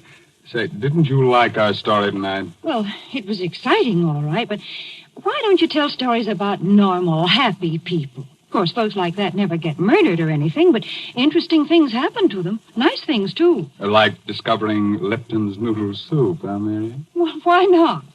Lipton's noodle soup is a good way to brighten up a meal, and good meals are a mighty important part of life. So, folks, maybe you've tried other envelope soups, but if you've never tried Lipton's noodle soup, you've got something real nice ahead of you, because Lipton's is the favorite noodle soup of them all. Our moral for tonight is don't drive alone. If you have a car, lucky you, form a carpool. Then, if you should have a flat tire, you'll be among friends on that cold, cold highway. Fun, huh? And Uncle Sam says join the carpool, too. He's not kidding. He says your carpool will help save gas and tires, so look to it, Mac. Yes, this month's Inner Sanctum mystery novel is Net of Cobwebs by Elizabeth Sanksay Holding. Oh, yes, and you won't forget to look for Lee Bowman with Rita Hayworth in the Columbia Technicolor picture Tonight and Every Night. Well, now it's time to say goodnight until next week at the same time when Lipton Tea and Lipton Soup again present another Inner Sanctum mystery directed by Hyman Brown. Good night. Pleasant dreams.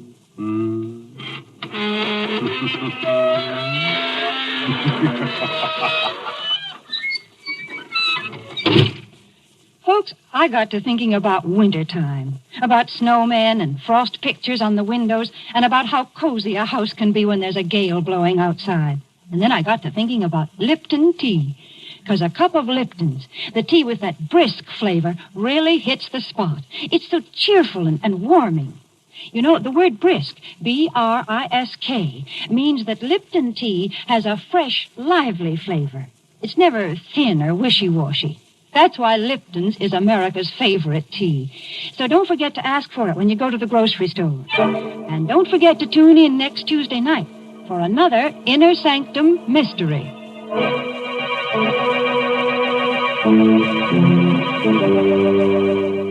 This is CBS, the Columbia Broadcasting System.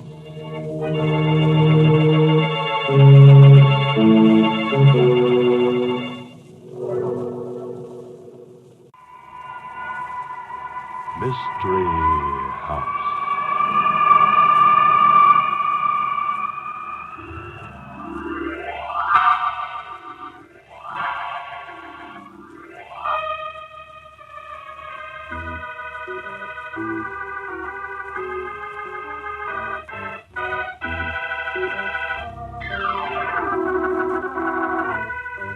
Mystery House, that strange publishing firm owned by Dan and Barbara Glenn, where each new novel is acted out by the Mystery House staff before it is accepted for publication.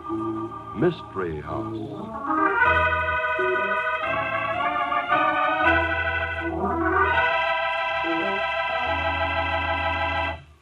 The title for the story we're trying out tonight for a Mystery House novel, Barbie, Murder is an Accident. I suppose it's about a murder that's made to look like an accident? It's a story about a murder that is an accident, Dan. Huh? Oh, but murder's never an accident. If it's an accident, well, it just isn't murder. Well, this is. Wait and see. Oh, now don't tell me you're going to try to fool me with a little technicality. Well, say, Mr. Glenn, don't sneer at little technicalities. They're very important. Not to me, Tom. Why, they're important to everybody, Mr. Glenn. That's why we have to be so scrupulously careful of what we say in my part of the show. Everything exactly right. Here's what I mean.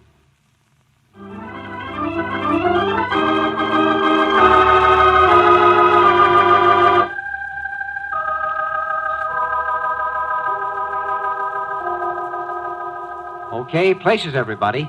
Set the scene, will you, Tom? Death is an accident. Tonight's story opens in a car that's rolling along a country road at 5:30 in the morning. Hal Bennett, editor of a country weekly paper, is driving, and his wife is registering a mild protest. I could learn to hate you, Hal. Getting me out of bed at 5 o'clock just because some guy disappeared 3 years ago. Oh, now, Pam, I thought you were a mystery fiend. Besides, I need you as a cameraman. Well, photography's a wonderful science, but you can't take pictures of something that happened 3 years ago. So why bother me just when I was having a wonderful dream? Well, wake up and listen. You remember when Carl Jordan disappeared? Clarion and moved here from Chicago. Yeah. You remember how upset his wife was? I might even be upset if you disappeared.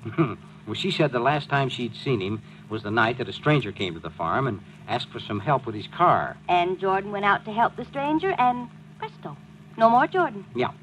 But what does that have to do with my beauty sleep? Well, just this, my pet. Who do you think walked in and signed a confession last night? You. Yeah, oh, now be serious. Henry Paulson. Not Henry Paulson, the president of the Farmers State Bank. Right. The sheriff's got him out on a farm now looking for Jordan's grave. Grave? Ooh. You mean Henry Paulson murdered Jordan? Well, could be. Sheriff Olson's being very mysterious about the whole business. Has some kind of a signed confession. Telephone operator tipped me off. I thought you said murder mystery. There's only one suspect, and he's already confessed. Listen, my love. Big operators like Henry Paulson don't sign confessions unless they have an ace up the sleeve. Extenuating circumstances to you, my dear. And we're going to find the catch. Okay, I surrender. Only give me 2 more minutes to sleep. Oh, no, you don't. No. We're here. The Paulson farm. Hey, is that the sheriff over there digging? Yeah, looks like him. And that's Paulson with him. Come on. We'll go down and see if they found the grave. Walking through a cornfield is certainly great on nylon. I'll make Olson get you a new pair on his expense account. Hey, Oscar. How you doing? Bennett. Afternoon you had found out about this. Why don't you newspapers just mind your own business? You will get no news till I want you to have it. Ah, now take it easy, Oscar. We're not here to bother you. We just want to help you out. Excuse me, Mrs. Bennett. I don't mean to be rude, but I got to watch when your husband is around. And besides, I got a very important suspect. Important? I don't know why you should treat Henry Paulson any different from any other criminal. You aren't afraid of him, are you? Ain't afraid of nobody, but I got to find Carl Jordan's body, and Paulson is the only one who knows where it is. I got to be nice to him just until... Oh, we understand, Sheriff. He's admitted the murder, has he? He says Carl Jordan died accidental and he buried him secret to avoid scandal for the bank. Oh, brother, does that sound fishy? Accident, huh? Well, Henry Paulson's been, excuse me, Mrs. Bennett, sort of sweet on Carl Jordan's wife for many years. Oh, you don't need to apologize for mentioning it, Sheriff. I remember a case like that in Chicago. Why, Mrs. Jordan has a grown son. Yeah, that's right. He just got back from Chile. Yo, morning, engineer. He's coming back. That is why Henry Paulson confessed. Seems like the Jordan boy made his mother tell him everything about old Carl's disappearance. Mrs. Jordan told her son Paulson killed Carl? She told him enough so Paulson were afraid of the Jordan boy start talking. That is why Paulson come to me to tell his story. He admits being responsible for Jordan's death? He says Carl Jordan took some cattle into Omaha and his wife think he don't come back for several days. I could tell it to your husband better. You mean Paulson was making a good thing out of the husband's absence? Yeah. He was visiting Mrs. Jordan when Jordan come home early and found him in the living room. Of course, Jordan was plenty mad. How unreasonable. Yeah. He started to slug Paulson, and Paulson slug right back. And all at once, Paulson say he sees Jordan fall, and on the floor beside him is a big, heavy brass vase. A brass vase? Paulson claimed the vase fall off the mantel and crack Jordan's skull. He swears he don't have his hands on it. And that's supposed to make Jordan's death an accident? Maybe. What about Mrs. Jordan, though?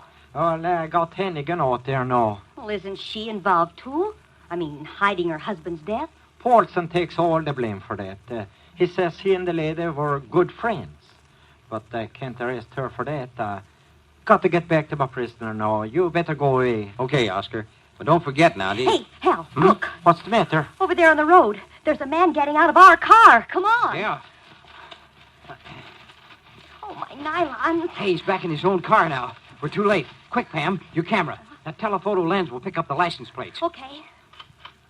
But why? Do you think he stole something from us? Just a hunch, sweetheart. But any guy roaming around here at this time of the morning must have something to do with the Paulson case. Now, let's go see your friend, Mrs. Jordan.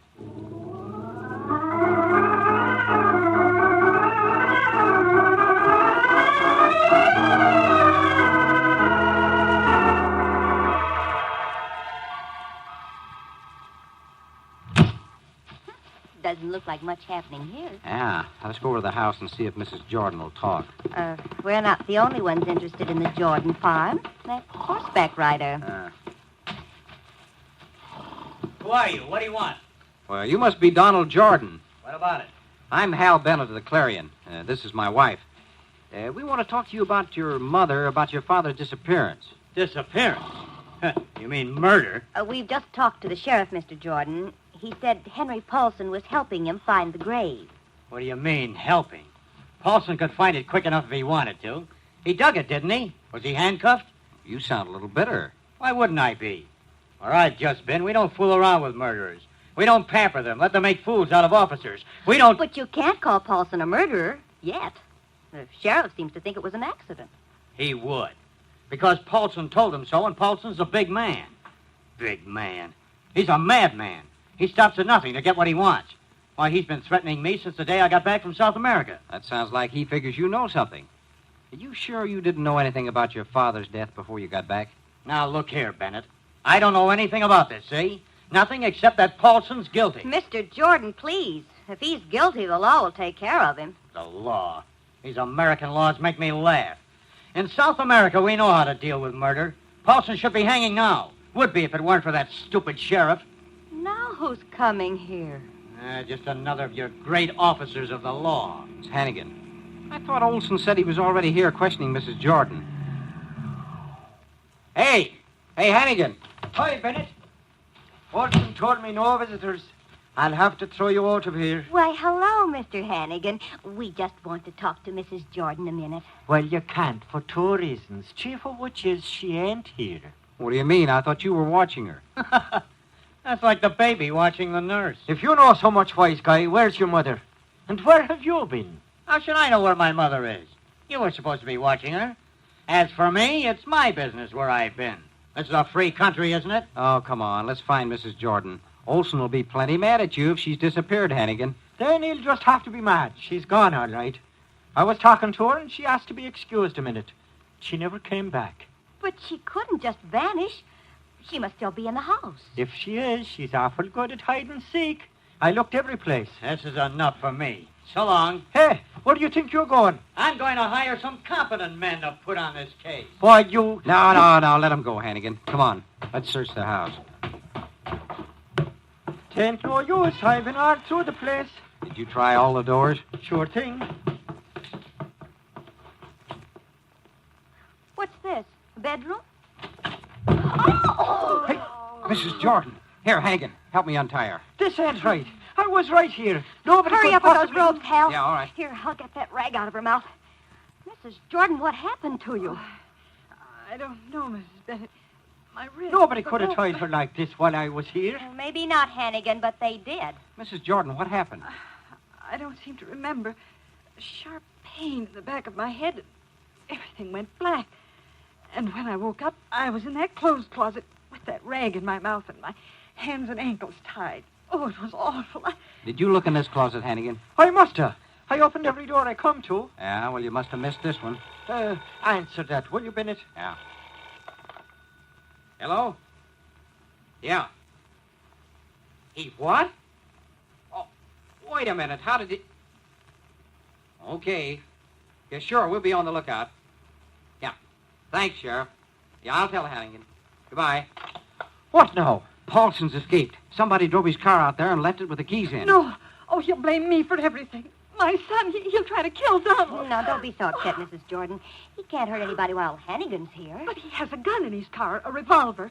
Donald made him go to the sheriff, and we've got to stop him some way. I'm afraid. You got nothing to worry about, Mrs. Jordan. If he tries any funny stuff around here, I'll take care of him. He has such a violent temper. That night when he killed Carl. Oh, so you're admitting now that he killed your husband, are you? What? I don't know. Can't you leave me alone? Can't you see I'm all upset? I don't know what I'm saying. Oh! Horton, stick him up, fella. No, wait a minute. He's hurt. Can't you see? He's bleeding. Call a doctor, Pam. Henry. No, don't shoot Henry, for the love of God. Sheriff. Got me. Spark plugs. Spark. A doctor, operator. You said... Any doctor at all. Said... Hurry. It's a matter of... Save it, Pam, save it. What?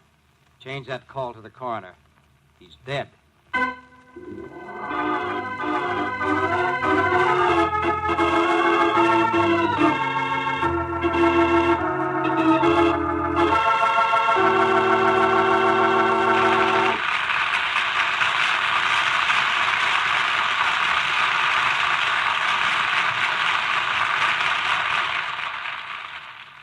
Who engineered Henry Paulson's escape from the sheriff?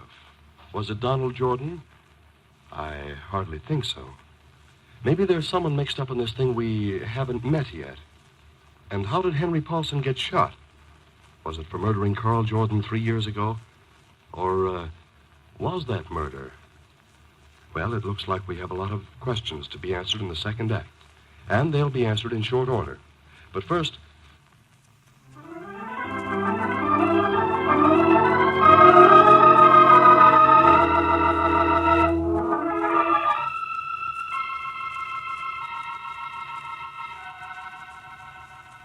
And now, Act 2 of Murder is an Accident.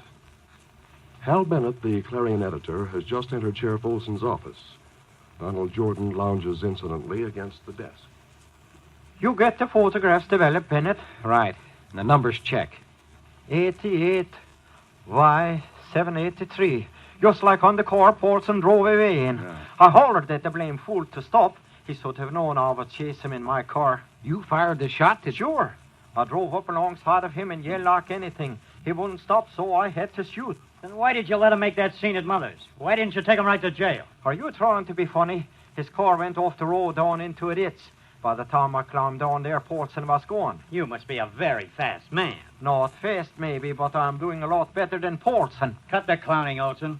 I'm going out and get my mother right now, before something happens to her. Just a minute, young man. Just a minute, nothing. She's in danger. Wait a minute, relax, Jordan. My wife's with her.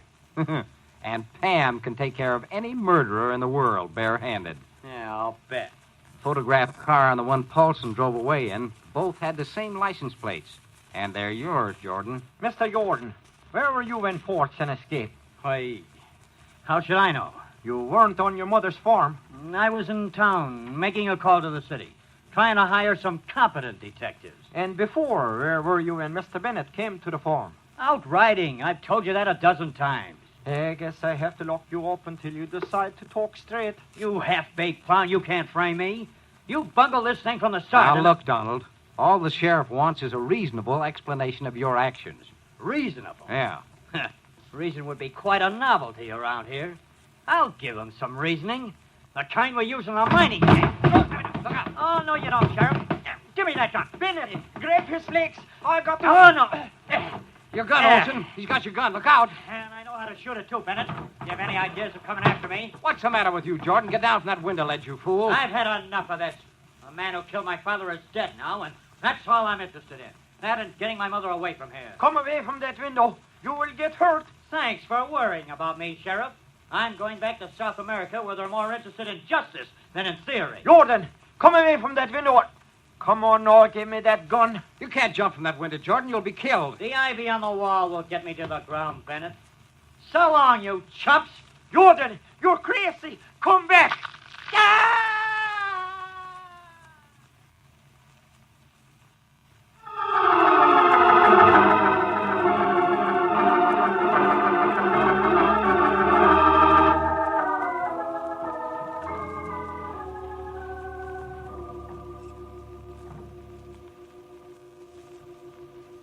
Alive, huh? Yeah, but the doctor says most of his bones are broken. He won't live long. Have you called his mother, Hal? Yeah, she'll be here in a minute. She better hurry if she wants to see him before he dies. Oh, such a fool. Oh, come in, Mrs. Jordan. I'm sorry this happened. Hey, wait a minute. Where's Pam? Didn't she come with you? My son. Where is he? My poor son. Well, he's in pretty bad shape, Mrs. Jordan. Doctors are doing all they can. You're trying to tell me he... Oh. Oh, that's another one to take care of. We better call a nurse and get her into bed, Hal. Just fainted, I guess. Yeah, she dropped her purse. Well, pick it up while I find a nurse. Okay. It's open. Hey, wait a minute. Look at this. What? Money, powder, papers. Like any woman's purse. Yeah, but this. A tractor wrench. I suppose women carry tractor wrenches in their purses these days, huh? Fire. I ain't got enough troubles without there has to be fire now. And if I ain't there... Hello, operator? This is Sheriff Olson. Where's the fire? What? What? Oh, my goodness. Well, wherever it is, I'm not going with you, Sheriff. I've got to find Pam. I don't like this business of Mrs. Jordan coming here without her. Just a minute, Hal. The fire's at the Jordan farm. What? Here, grab her, Sheriff. But she's fainted. She's got to be put to bed. Bed, nothing. She's going to that fire.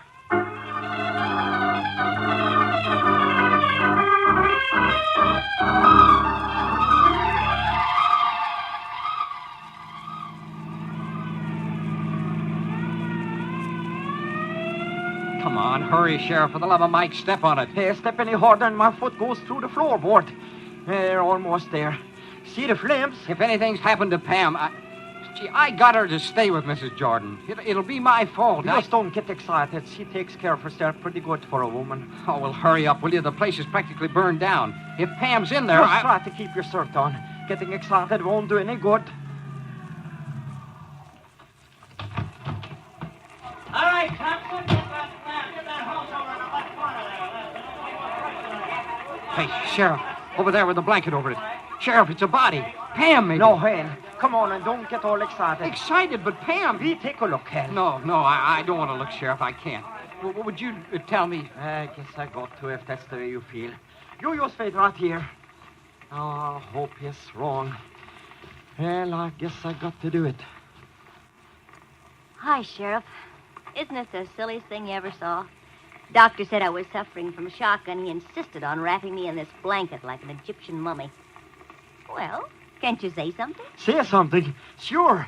Mr. Bennett. Oh, Mr. Bennett. Oh, darling.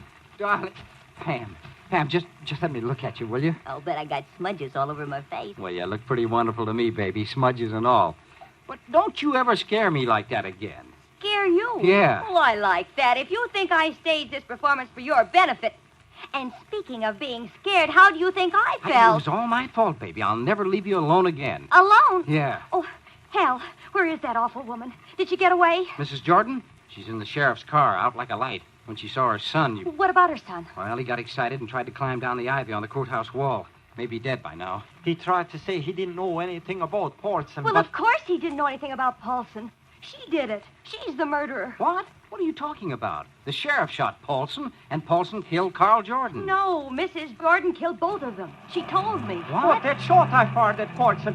Hey, my car. Somebody... It's Mrs. Jordan. She's driving away. Come on. We'll take the fire chief's car. The fast one.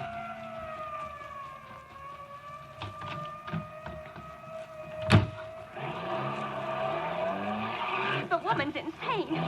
Hurry. Yeah, well, don't worry. We'll catch her. Horrible. I can't tell you how horrible. Well, you're gaining on her, Sheriff. Hey, catch her. Then we talk. Down, Pam. She's shooting at us. No, I'm getting mad. Hal, you hold on to the wheel. Sure, but what are you going to do? Hey, you better duck down, Sheriff. She ain't a very good shooter so far, but I am, and I'm aiming for the tires. Yeah, you got him.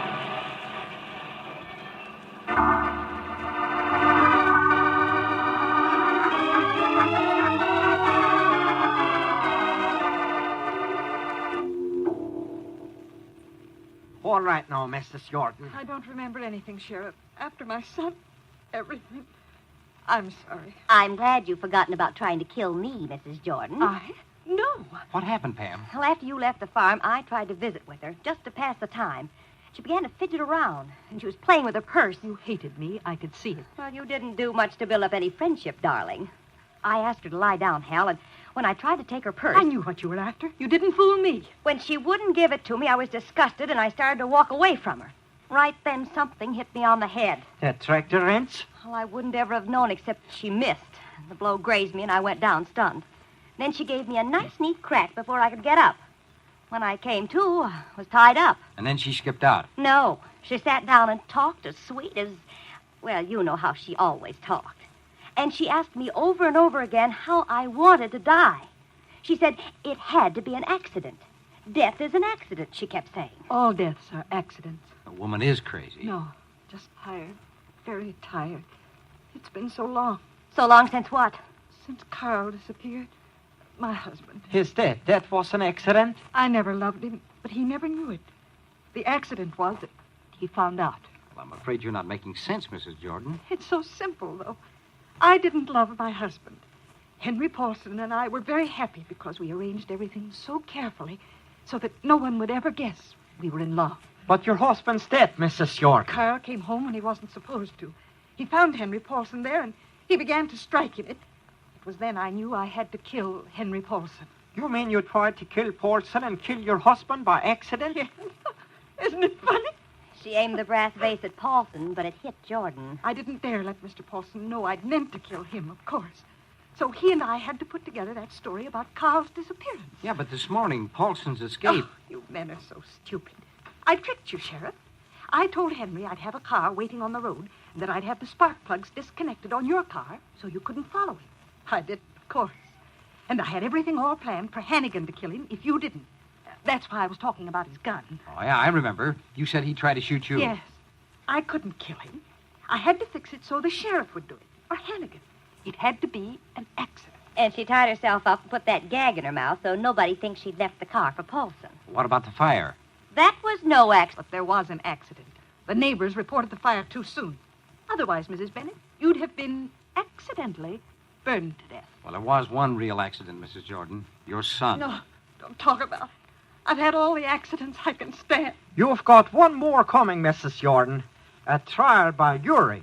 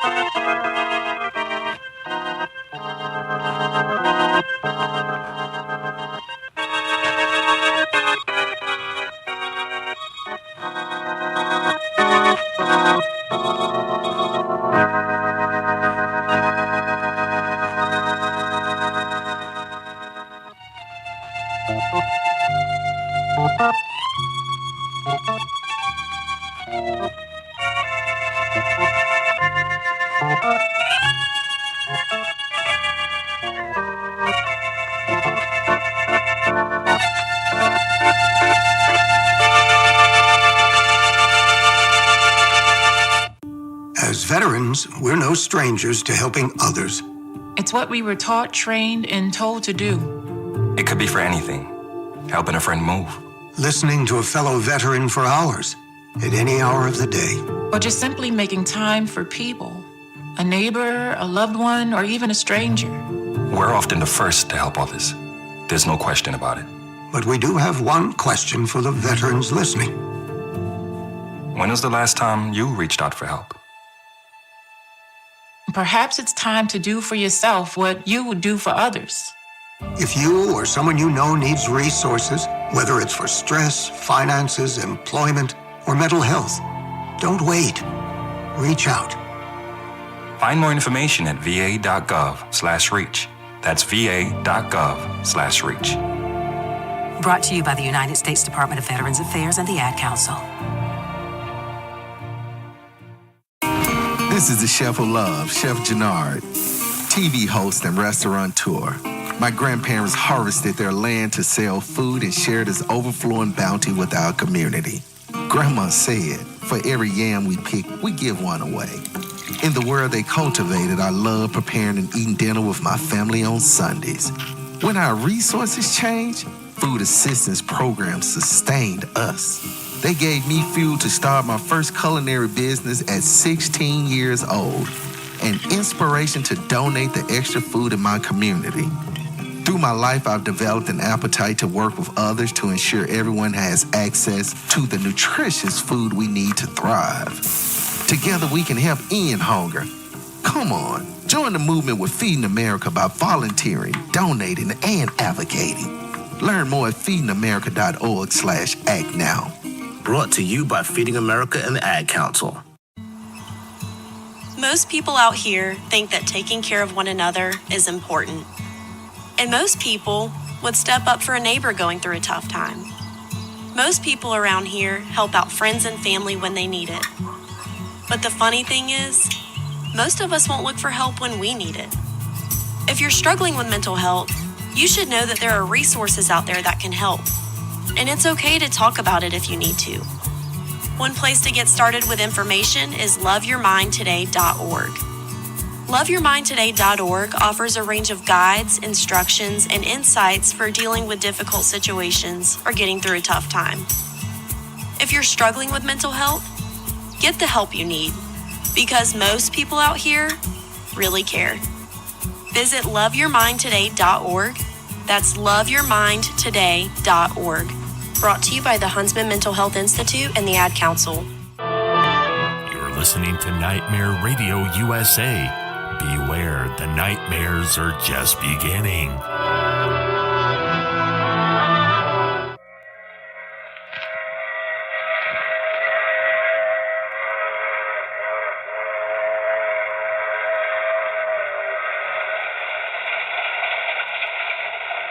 The Mutual Broadcasting System presents The Mysterious Traveler.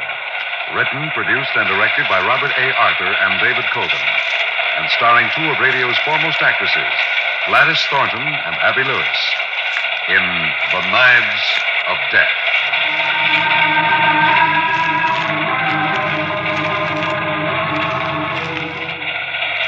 This is the Mysterious Traveler, inviting you to join me on another journey into the realm of the strange and the terrifying. I hope you will enjoy the trip, that it will thrill you a little and chill you a little. So settle back, get a good grip on your nerves, and be comfortable, if you can, as we join two little old ladies who have one burning ambition in life.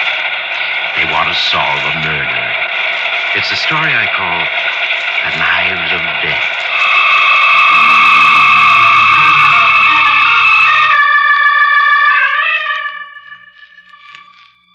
Perhaps you remember two sweet old ladies named Grace and Florence Murdoch.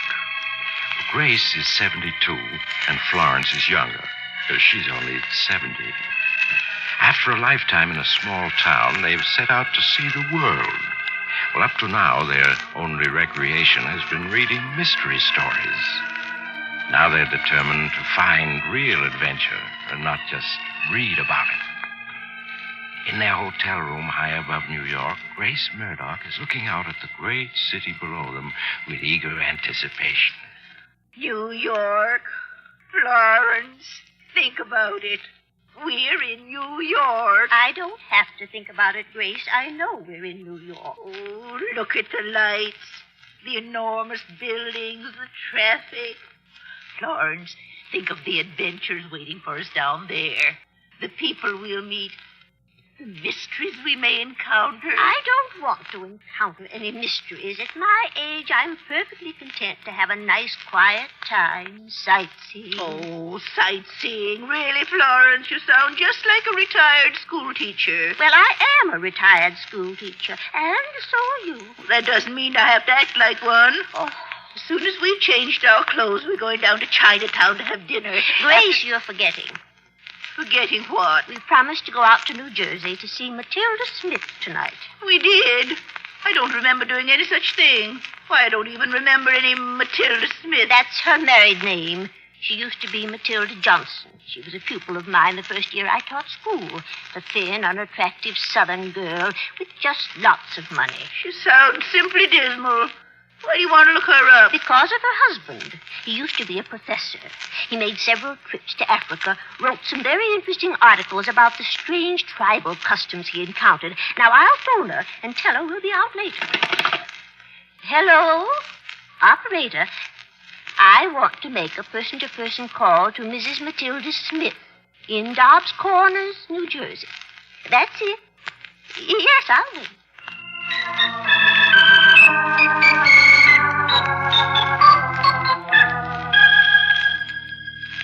There, that's it. The chairs are all in place. Now the table to hold my notes. Will you help me move it, Matilda, my dear? But be careful of the African knife. It might... Oh, Maximilian, it almost hit my foot. I told you to be careful, my dear. There, I have it. Oh, what a beauty it is. Sharp as a razor. And notice the carvings on the blade. The greatest witch doctor in Africa made this knife. I don't want to hear about it. And I forbid you to talk about it tonight, do you hear? I forbid you. But our little gathering tonight is for the express purpose of hearing my talk on the worship of death among the Dambongi savages of Africa. And a very select group it is. The leading grocer and his wife, the owner of the local garage and his wife, Chief of Police Hoffman, all our very best neighbors. You can talk about something else. Why do you have to talk about death all the time? Death, death, death. You know how it frightens me to think about it. But we discussed all that, my dear. And we agreed that the only way to overcome this morbid fear of yours is to face it. Now, what is death? Oh, it's just a word. Nothing to be afraid of. We all must die in time, some of us sooner than others, but there's no need to cower in fear of the inevitable. Don't. But, Matilda, It's just talking this way to torture me. You want me dead. You'd kill me if you're dead, but you don't dare. You know the whole world would know the truth. My love, you're hysterical. You must calm yourself. Remember, we have guests coming in a few hours. Well, I do believe we're going to have a storm, too. Well, it'll just make an appropriate setting for my little lecture. The Dambongi savages, you know, believe that on a stormy night, Death is able to walk abroad to select his next victims.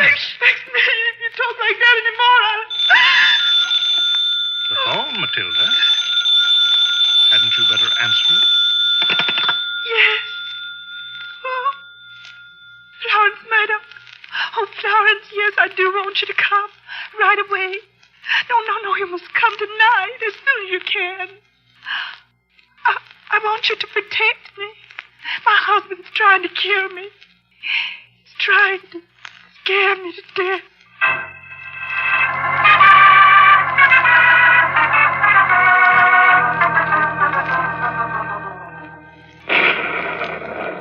Oh, goodness, what a night. Florence, are you sure that Matilda said her husband was trying to kill her? Of course I'm sure. She said he was trying to scare her to death. Oh, do you realize that we've read over 1,000 mystery novels, and in none of them has a victim ever been scared to death? What of it? Don't you see? It's a brand new murder method. Why, Florence, this may be an adventure. It's much more exciting than a trip to Chinatown. That's a very callous attitude. I only hope we're in time to help Matilda. Over the telephone, she sounded positively terrified. Tell me again all you know about her, just in case. Well, she has lots of money, and she's very stingy with it. A few years ago, she married this professor, a man much younger than herself. Apparently, he married her for her money. He's been furious at her ever since because he can't get his hands on any of it. Go on. Oh. Well, anyway, he's very brilliant. He studied witchcraft in Africa, and Matilda is sure he'd kill her if he knew how to get away with it. Oh, her taxi seems to be slowing down. Do you suppose we're actually there at last? Yes. There's one of those little glass signs on the lawn. Oh, Smith, it says. Oh.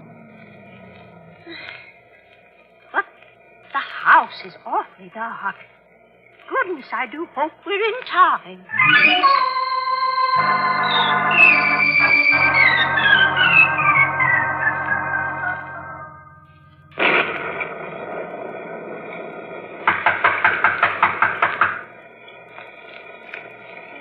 Is anyone home? They're an awful long time answering. Matilda said the professor was giving a talk tonight to some friends.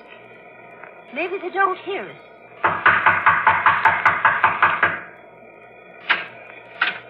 Yes? Who is it? Grace and Florence Murdoch. Matilda invited us. Oh, of course. Come in, come in. We were afraid you weren't coming. We took the wrong train. We'd have been here hours ago. Oh, what a pity. Let me take your things.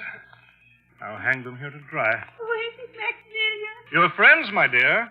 They finally located our humble abode. Florence, it's you. Oh, I was so afraid you weren't coming. We got lost, Matilda. But how are you? Are you all right? No, I'm not all right. I'm frightened. Oh, I'm so... My dear, you must control yourself. I hope you'll understand about Matilda, dear ladies. She hasn't been herself of recent months. She's obsessed with the notion she's going to die. Don't say it. I forbid you to speak that word. You see, she has a death phobia. The very word upsets her. And most unfortunately, this evening I was asked to lecture on the worship of death among the Dambongi savages. A fascinating topic. Death to the Dambongis is a living creature. The thunder is the echo of his footsteps. No, Ted. Make him stop, Florence. Make him stop. He's trying to kill me. He's trying to frighten me into dying. Matilda. There, now, it's all right. Really it is. Professor Smith. Matilda should be in bed. She needs a sedative. Just what I told her. Oh. But she insisted on staying up to greet you. Her room is right here. If you could persuade her... I will. Matilda, come with me. I'm going to put you to bed, do you hear? Then you'll be all right. Oh, such a pity, my wife's affliction. But I'm sure her old friend will be good for her, Miss Grace. Now, we were in the midst of my little talk. If you care to come into the living room and join us, I'll continue.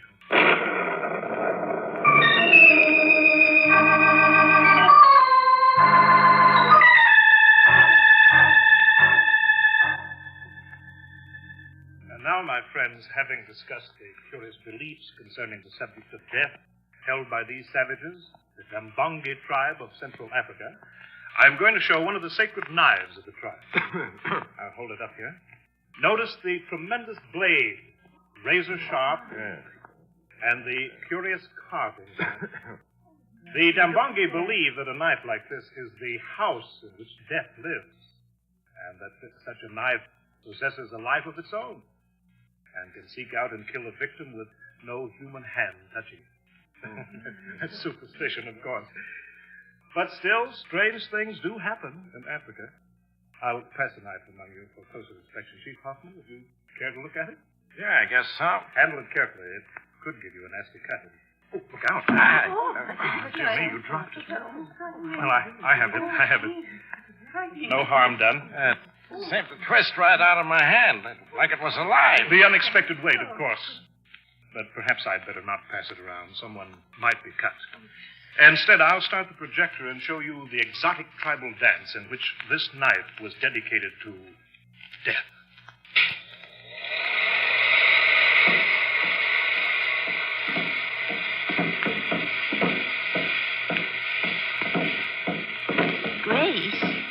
Grace, where are you? Here, to the left of the door. Oh, I couldn't see you. Sit down.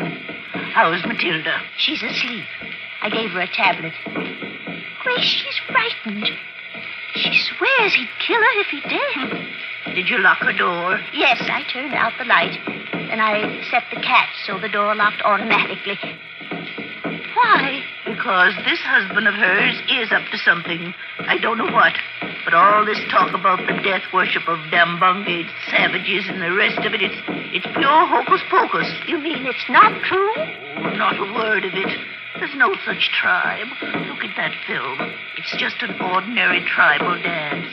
But he has all these people in here, their neighbors, sitting on the edge of their chairs. Then he's up to something. Yes, so we'll just stay here with Matilda tonight. Tomorrow we'll discuss what's to be done. With the door locked, she should be safe enough. Yes. The window's locked, too, because of the storm. Nobody could possibly get into that room. There, the dance is over. I'll shut off the projector. Turn up the lights. Now, friends, if any... Now, what was that? What was that? What was it? Grace, that was Matilda. Please, everyone, remain calm. My wife may have been having a nightmare. It was no nightmare, Florence. Certainly was not, Grace. Come on. We must see what's happening. Please, dear ladies, don't alarm yourselves. Poor Matilda frequently has nightmares. That didn't sound like a nightmare to me, Professor. No, me either. Oh, I forgot. I locked her door just now. I'm sure she's all right. But just to make certain. Matilda, my love. She doesn't answer.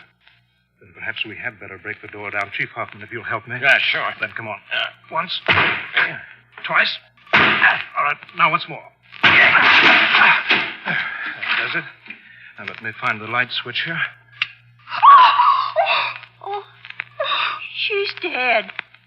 She's lying right in the middle of the bed where I left her.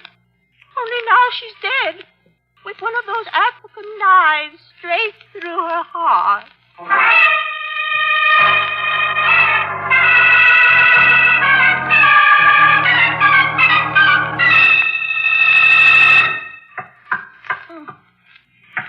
This wall's perfectly solid. Yeah, this one is, too. Well, it beats me. The walls are solid, the windows are locked, and we know the door was locked because we had to break it down. And still somebody got in and killed poor Matilda. But how? It's extremely puzzling. More than puzzling, my dear Miss Murdoch. Impossible. Surely by now it's obvious that at last Matilda could endure her terror no longer and ended it by seeking the very death she feared. Nonsense. You mean you don't think so? Of course not. I've known Matilda since she was a girl. She was always emotional. She certainly wouldn't kill herself. Florence is quite right. Nobody who worries so much about dying ever kills himself. Then, my dear ladies, we have an impossibility. If in this tightly locked room my wife didn't kill herself and wasn't killed, what other answer remains? I don't know yet. If we rule out those two possibilities, we're left with a picture of a huge African knife, dedicated to death by the mystic spell of an African witch doctor, rising in the darkness, floating through the air, and plunging itself into its victim's heart. Nah, she killed herself. That's what I say. I stick to it. Just how did that knife that killed Matilda get in this room? I don't think that's been explained. I brought back a pair of them from Africa. They're very rare and extremely valuable. One I kept, one I presented to my wife. She kept it in here, on her dresser. I would hardly expect her to keep something she dreaded so much in her room. Because of the value of the knife. Matilda, for all her wealth, was extremely close-fisted. Anything valuable she liked to keep close to her. There's one thing you men are overlooking. Yeah, Miss Murdoch? I helped Matilda to bed. I saw her take a sleeping potion just before I turned out the light. Then she couldn't have killed herself. The medicine would have put her to sleep too quickly. Just what I was trying to point out. Well, Professor, what do you say to that? What can I say, dear lady? Only what I've said before. Here in this locked room was a knife, animated by the very spirit of death himself. The storm is raging outside. The sleeping spirit in the knife stirs. The knife moves. Now, this is Dobbs Corners, New Jersey, not Africa. That kind of stuff don't happen here. I say she killed herself. It's the only way it could have happened. And I'm going home. I decided there ain't no case here for the police, and that's that. Yes, of course, you're right. It couldn't have happened any other way. I'll see you to the door and tell my other guests that they're at liberty to go home. You will all understand that I want to be alone with my grief. Well, Grace, you wanted adventure tonight. I guess you've gotten it. Poor Matilda. That monster murdered her. The least we can do is avenge her by proving it. If he murdered her, I'm sure I don't know how. He was out in the other room talking to us when she died. Yes, he was just turning up the lights when she screamed. Oh, but we must try. There's the knife he was showing us there on the table in the hall. Get it for me, will you? All right, though I can't imagine why you want it. Here it is. Now, bring it over here to the bed. There now. Hold the knife close to the one that killed Matilda. I want to make sure they're identical. Very well, Grace. Grace! What, Florence? This knife in my hand, it moved all by itself. Look, I'll show you. I'll hold it close to the first knife like this and... See? It practically jumped to touch the other knife. That's very strange. Let me try it. You're right. There's a strong and definite attraction between these two knives. As if there was something living in them. Just like Professor Smith said. Yes, and I think I know what it is. Oh, the lights almost went out then. Yes, lightning struck the wires. But Florence... Yes, Grace? I need 10 minutes. Go out and somehow try to keep the professor from interrupting me for that long. But how? Oh, how do I know? Use your feminine wiles on him. I never learned any. That's why I'm an old maid. Then faint or do something, anything. But I need 10 minutes to discover the kind of black magic Professor Smith used to kill Matilda without ever coming near her.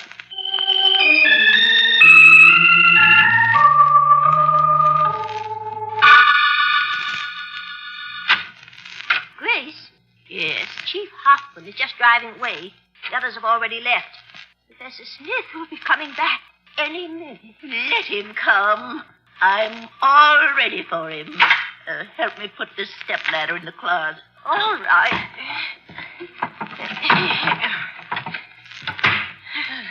But what in the world were you doing with the stepladder? I found it in the hall, and I was using it to practice black magic.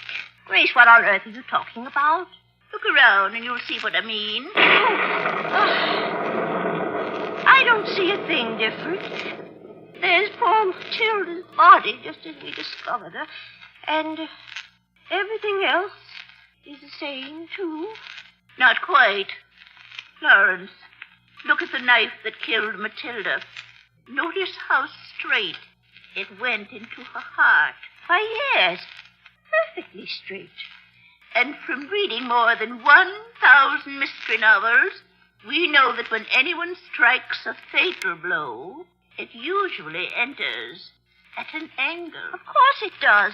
And this knife went in as straight as if it had fallen point foremost and... That's it, Florence. Now you're looking in the right place. The ceiling! Directly over Matilda's bed. There's a huge knife lying right against the ceiling. I just finished putting it there. But what makes it stay there? Black magic, Florence. Black magic, Professor Smith. Magic? Oh, My dear Miss Murdoch? What were you saying about me and black magic? Professor Smith. I was asking what were you saying about me and black magic. Have you two been disturbing poor Matilda's body? Grace, I think it's time we were going. Yes, Florence. It's very late and we must be getting back. Stand still, you two. Gracie, he's pointing a gun at us. And it's loaded. Furthermore, I'm an excellent shot. You'd never shoot two defenseless women.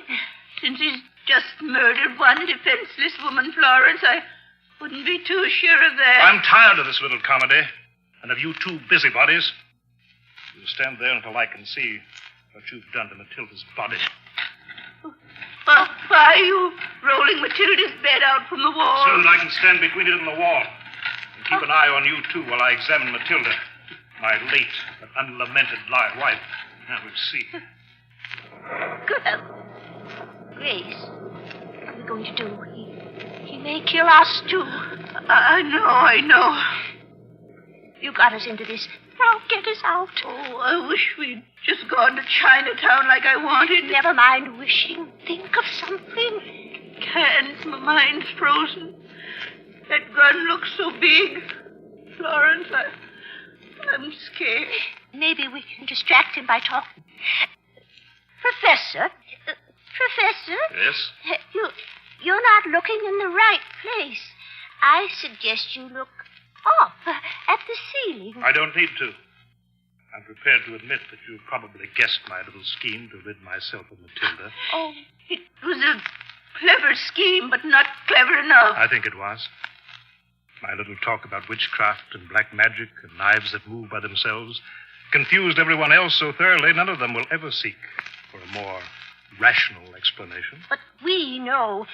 At least, I think we do. And you, my dear ladies, are going to be silent as the grave. Oh. A nice turn of phrase, isn't it? Silent as the grave? You're going to kill us? As soon as the next clap of thunder comes to drown out the noise of the shots. Oh, no. Why, we have tickets for a round-the-world voyage, and we haven't even started. You'll not need them, I assure you. You'll be caught. I never read a mystery yet where the killer wasn't caught. How different life is from books. You see, there's a pool of quicksand a mile from here in the swamps. Your bodies will go into that pool, and you'll never be found again. Particularly as no one is likely to come looking for you. Oh, dear. We won't even have a headstone. I always hated swamps so. Florence, stop. The lights have gone out.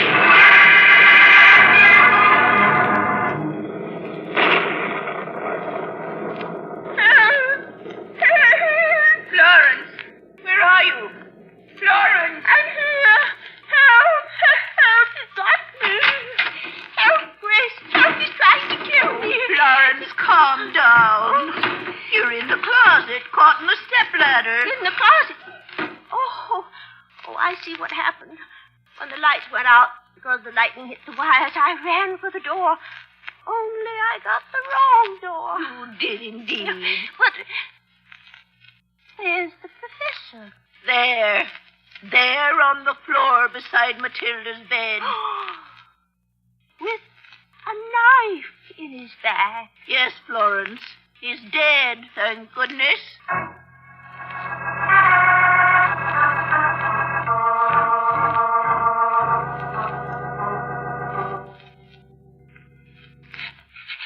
Dear Diary, tonight we actually solved a murder, and in a locked room, too. The manner in which we solved this dastardly crime. Grace? Yes, Florence? I'm writing up our diary. Yes? And I want to put down how we solved Matilda's murder. How did we solve it? I'm still a little confused. Oh, well, in the end, it was quite simple. You see, Florence, for 50 years, you taught history, but I taught physics. What has that to do with it? When we were examining those two knives and some strange force drew the two blades together... Yes, I remember. I recognized it at once that one of the blades must be magnetized. Magnetized, of course. Now, hard steel becomes magnetized when in the field of an electromagnet. So I reasoned there was a magnet somewhere in the ceiling. And when we got Chief Huffman to come back, he found it under the floor of the room above, directly over Matilda's bed. So all Professor Smith had to do was to switch on the electromagnet, then place the knife against the ceiling, and it stuck there? Exactly. You helped Matilda to bed. Neither of you noticed the knife because the room was lighted only by a small bedside lamp. Then 10 minutes later, in the living room, the professor pretended to switch on the lights. At the same time, he pressed the switch that controlled the electromagnet. And the knife fell and plunged straight into Matilda's heart. Poor thing. But how did the professor get killed? You kind of slurred over that in telling Chief Hoffman what happened. Why, in testing the apparatus, I put the second knife against the ceiling, and the electromagnet held it there. Yes? Then the professor came in and stood under it while he pointed his gun at us and waited for a flash of lightning. That was like a bad dream. But when the lightning came, the flash blinded him. We ducked. The lightning itself struck the wires, cutting off the current and causing the electromagnet to cease working. So that the knife fell and killed the professor. He was destroyed by his own evil scheme. Exactly. By his own black magic, it killed him. You might even say he was executed by heaven itself.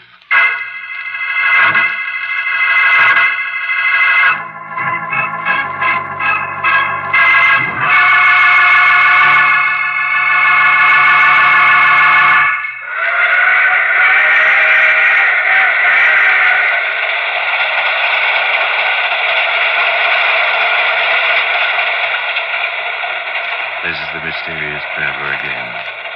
Well, that was hard luck for the professor, wasn't it?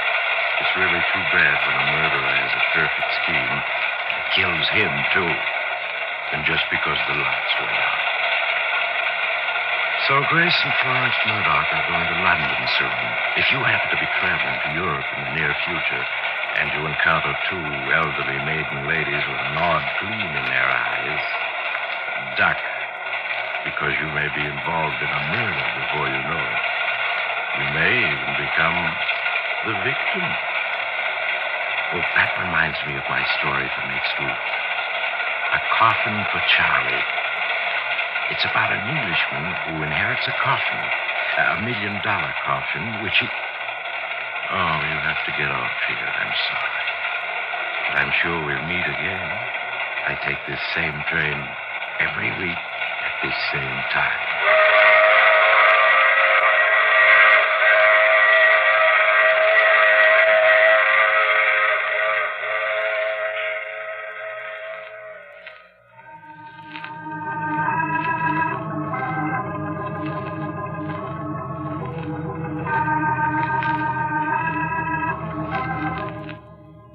You have just heard The Mysterious Traveler, with the title role played by Maurice Tarplin. Others in our cast were Gladys Thornton, Abby Lewis, and Wendell Holmes. Original music composed and played by Al Finelli. All characters in our story were fictitious. Any resemblance to actual persons was purely coincidental. Phil Tompkins speaking. This program came to you from New York.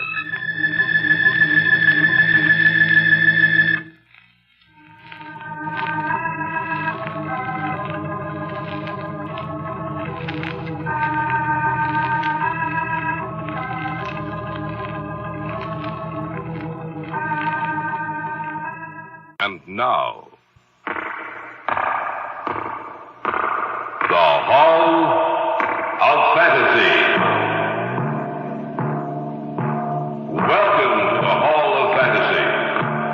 Welcome to the series of radio dramas dedicated to the supernatural, the unusual, and the unknown. Come with me, my friends. We shall descend to the world of the unknown and forbidden, down to the depths where the veil of time is lifted, and the supernatural reigns as king. Come with me and listen to the tale of the Hangman's Rope.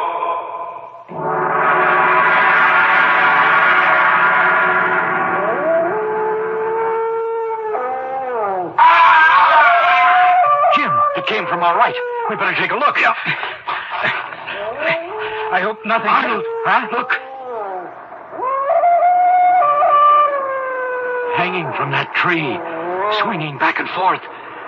It's a man.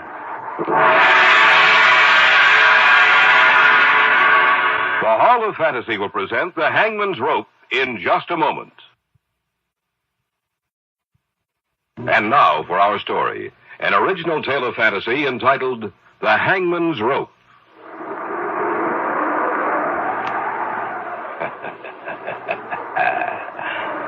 There is a legend, you know, a tale about the hangman. For 23 years, the executioner for the crown. Jack Ketch was his name, Governor. Jack Ketch.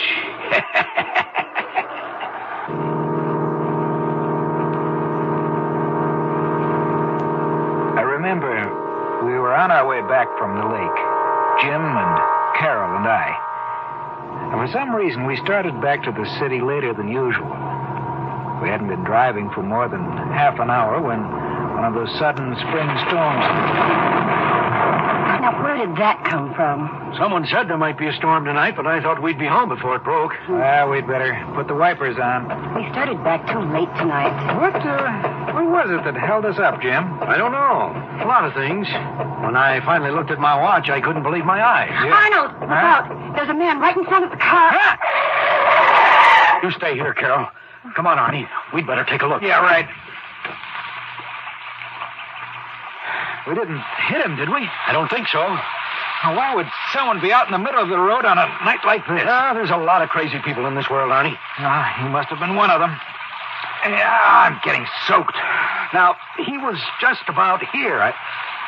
I can't understand. Jim, look. Where? There beside the tree. I don't see anything. I guess I was wrong. You know, for a minute I thought I saw someone hanging from that tree. Oh, you must have been mistaken. You know, I can't figure this out, Arnie. That guy was out here on the road, right in front of us. I saw him just as plain as day. But now there's no one around. We'd better get back to the car. Yeah, that's for sure. There's no sense looking back at that tree, Arnie.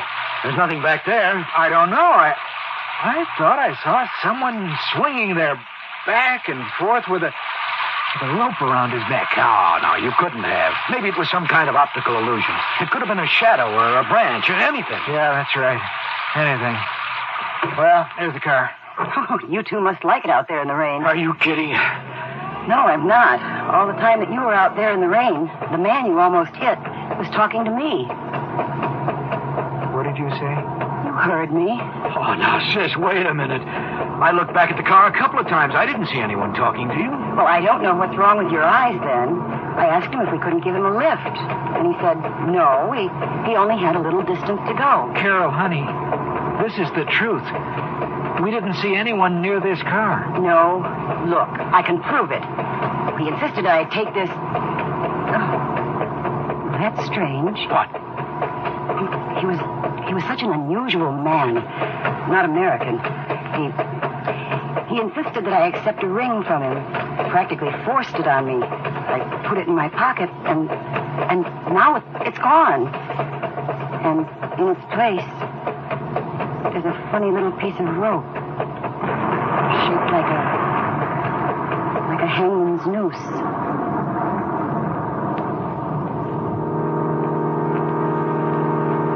I knew Carol wasn't lying to us. I asked her if she would let me have the little piece of rope. After I dropped them off at their place, I went home, took it out, and set it on the table. I can't explain it, but there was something about that rope which seemed old. It was made of hemp, the kind of rope you would imagine Jack Ketch might have used 250 years ago when he was the hangman. That night, as I slept, my sleep was troubled. In my dreams, there was a huge black gallows. I saw a man climbing the stairs to his death.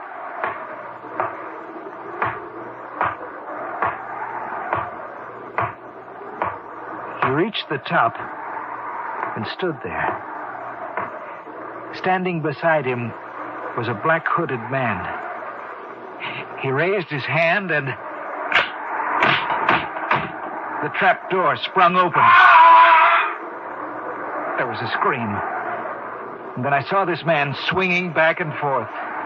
His face was hidden from me, yet there was something strangely familiar about him. I felt as if I knew him quite well.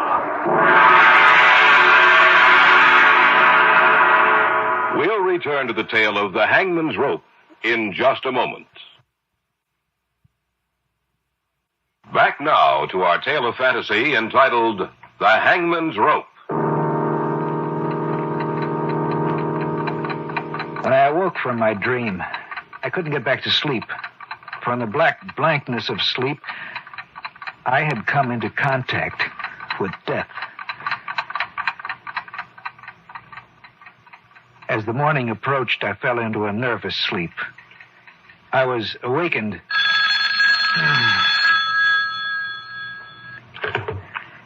Hello?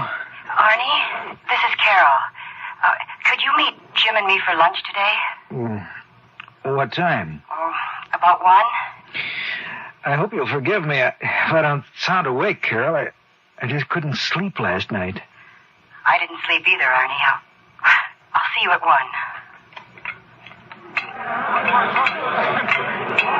Then I guess I wasn't the only one who missed out on sleep last night, huh? That's right. I don't know what it was, but I had the craziest dream. When I woke up, I couldn't get back to sleep. That's what happened to me, too. What kind of dream was it, Carol?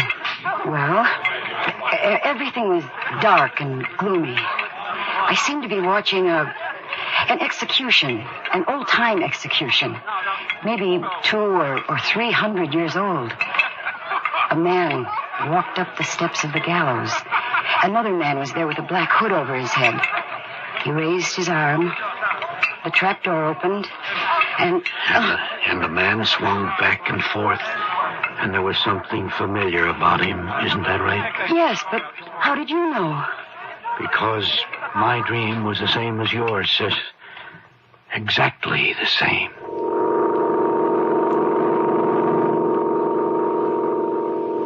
Jim's and my vacations were due the following week.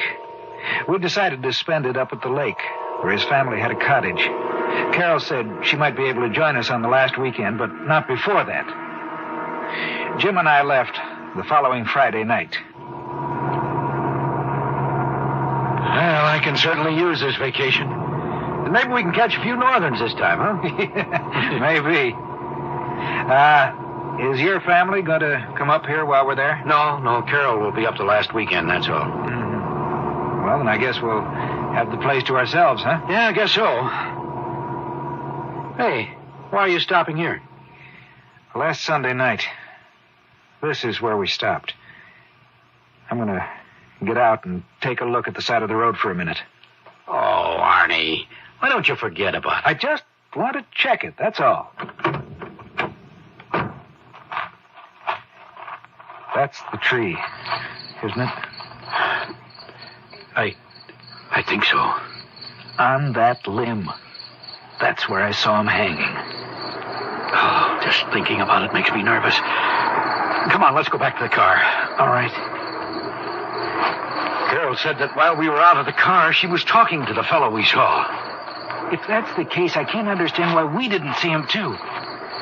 You know, Jim, there just wasn't enough time for him to get away from the car without our seeing him. Unless what? Unless he was never there. Oh, but that couldn't... Arnie! Look! On the car seat. Another little piece of rope.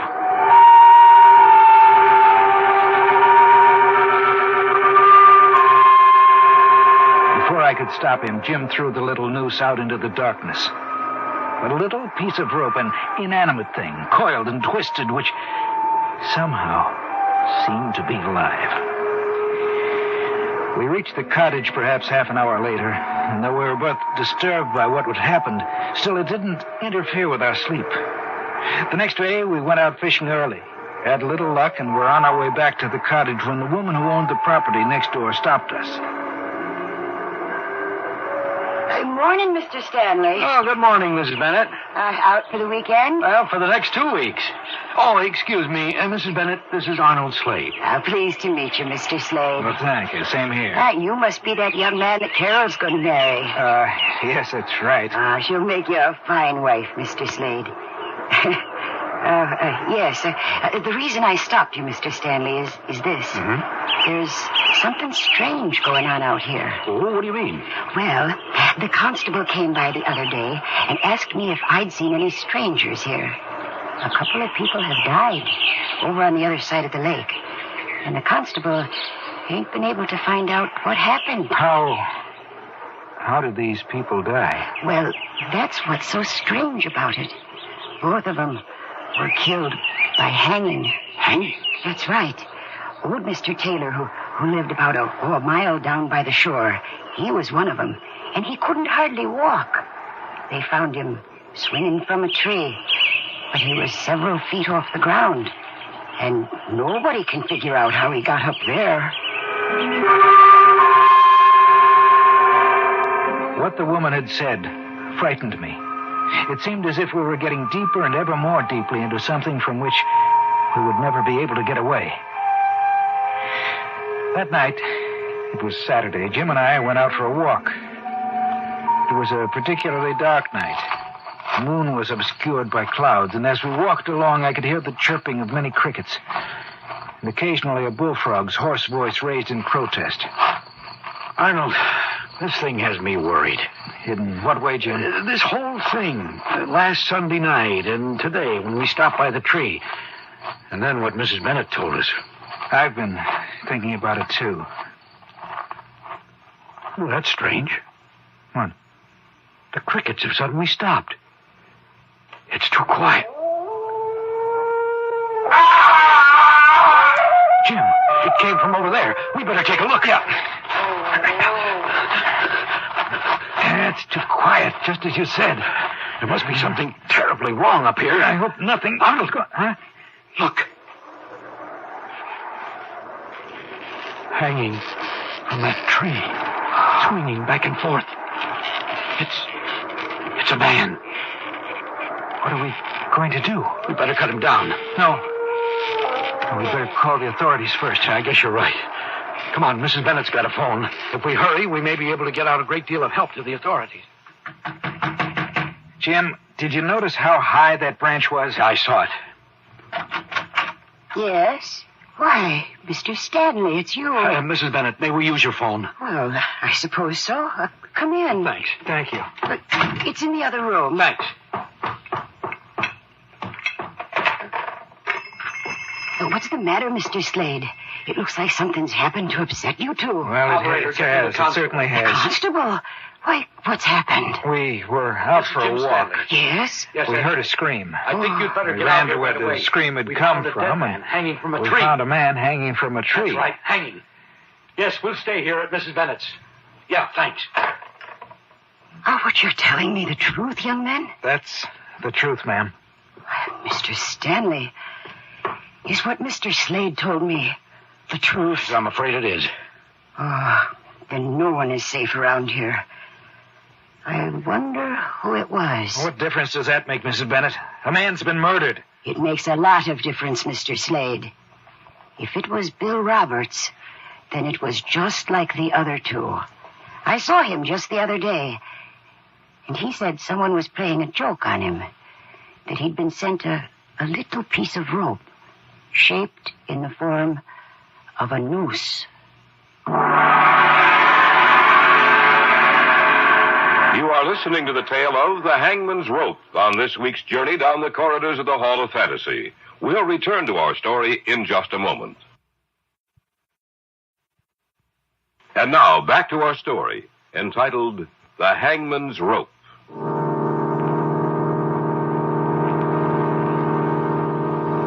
A little piece of rope. Both Jim and I stared at each other for a moment. It might be coincidence. We knew that, but it was difficult trying to make ourselves believe that. About half an hour later, the constable arrived. You two found him, that right, Mr. Stanley? That's right. We were out taking a walk. We heard a scream, and then we found him. Can't make heads nor tails out of this. 3 of them. 3 deaths in 2 weeks, all the same way. They all received a little piece of rope just before they died. A little piece of rope? Yeah, that's right. I say all 3. I ain't seen the body yet, but I have a pretty good idea who it is, Bill Roberts. It's enough to make a person afraid of the dark, Constable. Yeah, ain't it? Well, I want you two to take me to him. I'll go, too. No, you stay here. You stay off the phone. Oh. I don't want the rest of the people to hear anything about this, at least for the time being. Things are bad enough as it is. All right, come on, let's go. Now, remember what I said, Mrs. Bennett. Don't you worry, none, Constable. I hope that woman stays off the phone. The whole county will be in an uproar if she doesn't. Do you, have any idea who's behind these deaths? No, I haven't. Funny thing, he was up so high. I don't see how he could have gotten up there by himself. I only wish I had something to work on. Well, we'll see if he's just like the others in a little while. How far away was he? There he is, Constable. I want to get a look at his face. Yeah. I was afraid of that. Who is it? Bill Roberts. But how did he get up there? Branch is 20 feet off the ground. It'd take an acrobat to climb that tree. Bill wasn't any acrobat. Well, how did he get up there? I don't know. 3 people received pieces of rope, and then a couple of weeks later, we find him hanging from a tree. You tell me the answer.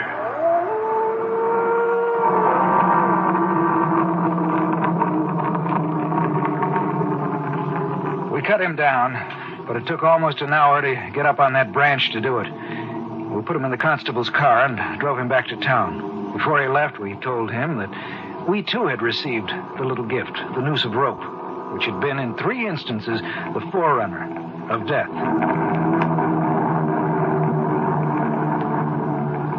When we got back to the cottage, we had a bite to eat, and seeing as we weren't in the mood to sleep, we sat down to read. I picked up a little book I hadn't seen before and read it from cover to cover. It held an eerie fascination, and I wasn't able to put it down till the last page had been turned, the last word read. Jim? Huh? Where did you get this book? I don't know. I don't think I've ever seen it before. Why? It looks like a first edition of 200 years ago. Well, let me see it. Here. A short history concerning the mysterious reappearance of Jack Ketch, the hangman who served as executioner for 23 years. I've never seen this book before. Well, then how did it get here? I don't know. Jack Ketch. Say, he was the hangman in England who took too much pleasure in his work, isn't that right? I think so. How much of this did you read? All of it. It's not very long. And this is what I got out of it. Before he died, the book says he had made some kind of a pact with an evil power. It seems they actually do have a written copy of that agreement somewhere in England. There's his signature, and an illegible scrawl that no one has ever been able to decipher. The pact promises life after death for him in exchange for certain services. Then the book says that year after year, some rather mysterious deaths have occurred. They find the victims hanging from the branch of a tree almost impossible to climb. And the book also says that each of the murdered people received a little piece of rope before their deaths, identical to the ones Jack Ketch used as executioner. That is the warning of death to follow. But that's impossible. The man's been dead for over 250 years. That's right, he's dead. But the rest of the story, it's exactly the same thing that's happening to us.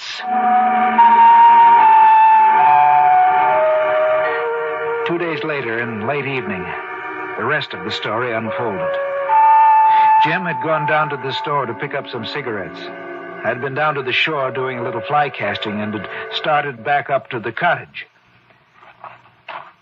I was surprised at how quickly night had fallen. I wished that I'd brought along a flashlight. From somewhere across the lake, I heard the cry of a dog, and the sound of it filtered through and was carried along by the night air. For some reason, I became unaccountably nervous. I stopped walking. I felt someone was watching me. Then from the darkness of the trees, a man emerged. Here now. Where be you going? Well, back up to my cottage. I was doing some fly casting till night came. Any luck? No. I'd better be going. No need to hurry. Why? Nice out here, ain't it? I suppose so. Strange thing, you know. The little creatures, they stopped. Little creatures? That's right, Governor. Crickets and the frogs. They stopped talking. Yes, they have. You frightened me, Governor? Of course not. What are you laughing at? You wouldn't understand it, Governor. Is that you down there, Mr. Slade? Oh, yes, Mrs. Bennett. Do you mind if I join you? No, of course not. Ah, good. I'd better be going, eh, Governor? I'll see you another time. Who are you talking to? I don't know. He just stepped out of the darkness, and there he was. Well, I guess he's gone now. Yes, I guess he is.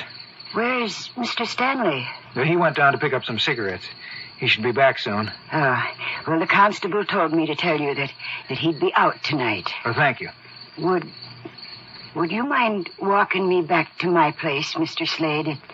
It's rather frightening out here when it's this dark. I'll be glad to. That man you were talking to, what did he look like? Well, I don't know. I couldn't see his face.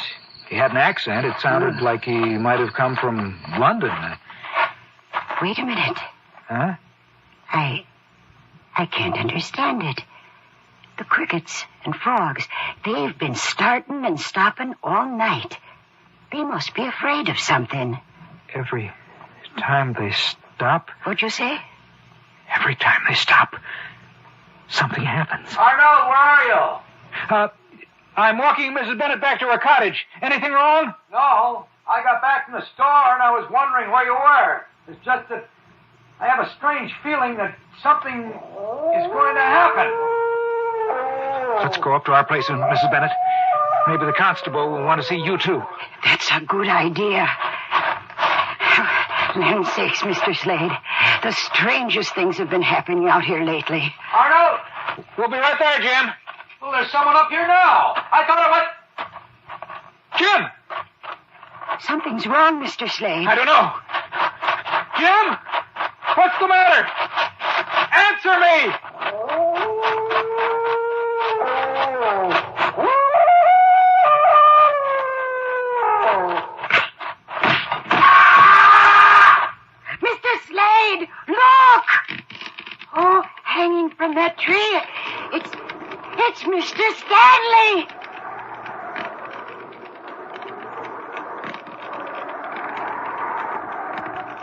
There is a legend, you know.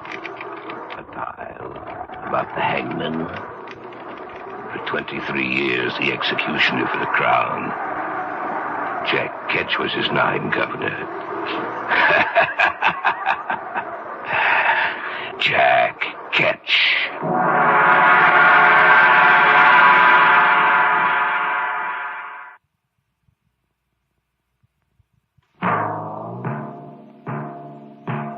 So runs tonight's tale of the unusual, the terrifying, the unknown. Join us again when next we journey down the corridors of the Hall of Fantasy to hear another strange tale of the supernatural.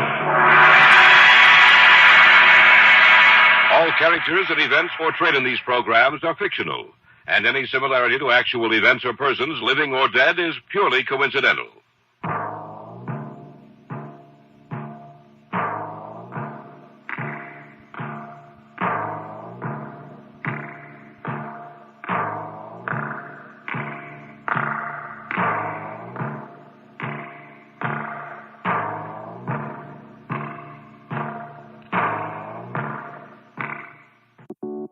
When it comes to making plans, you are the best. What about those round trips that you plan in advance, which are perfect on your way there and perfect on your way back? Or those meetings with friends for which you make a group chat 3 months before so that nobody or anything is missing? Or your daughter's first birthday party. You planned it with such dedication that instead of the first, it felt like our 15s. The same way you plan each detail for those moments. Start planning to protect you and your loved ones from a natural disaster. Sign up for local weather and emergency alerts. Prepare an emergency kit. And make a family communications plan. Protecting your family is the best plan you can make. Get started at ready.gov/plan. Brought to you by FEMA and the Ad Council. Don't you wish your life came with a warning app? Stop. That dog does not want to be petted. Just a little heads up before something bad happens. Move your coffee cup away from your computer. Oh, no. So you can have more control. Stop. You're texting your boss by mistake. Uh-oh. Well, life doesn't always give you time to change the outcome, but prediabetes does. With early diagnosis and a few healthy changes like managing your weight, getting active, stopping smoking, and eating healthier, you can stop prediabetes before it leads to type 2 diabetes. It's easy to learn your risk. Take the 1-minute test today at doihaveprediabetes.org. Warning. The cap is loose on that ketchup. Ugh. Don't wait. You have the power to change the outcome. Visit doihaveprediabetes.org today. That's doihaveprediabetes.org. Brought to you by the Ad Council and its prediabetes awareness partners. The more you listen to your kids, the closer you'll be. So we asked kids, what do you want your parents to hear? I feel sometimes that I'm not listened to. I would just want you to listen to me more often and evaluate situations with me and lead me towards success.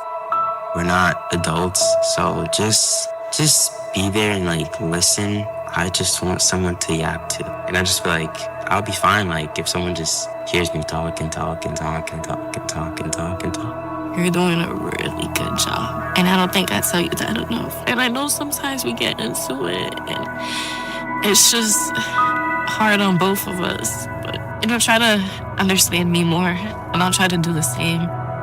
Listening is a form of love. Find resources to help you support your kids and their emotional well-being at soundidouttogether.org. That's soundidouttogether.org. Brought to you by the Ad Council and Pivotal. This is Nightmare Radio USA, where the echoes of the past come alive. Enter if you dare, and let the nightmares begin.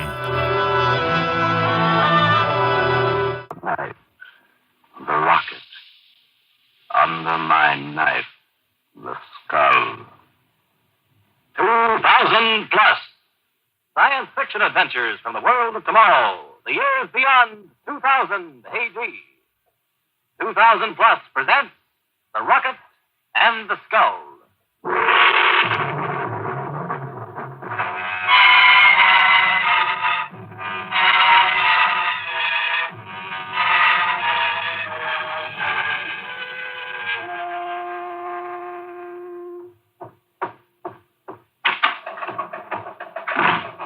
Lieutenant, have you heard from Colonel Bradbury yet? No, sir. I've been trying to for 10 minutes. Well, try again. Yes, sir.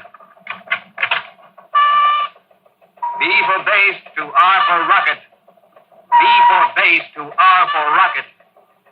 Come in, R for rocket. Every time Bradbury is more than 5 minutes late, I get the jitters. He's too important for this project not to know where he is every moment. Yes, sir. B for base to R for rocket. Come in, R for rocket. Try a scanner beam. He should be on the all-clear level out of Detroit. Yes, sir.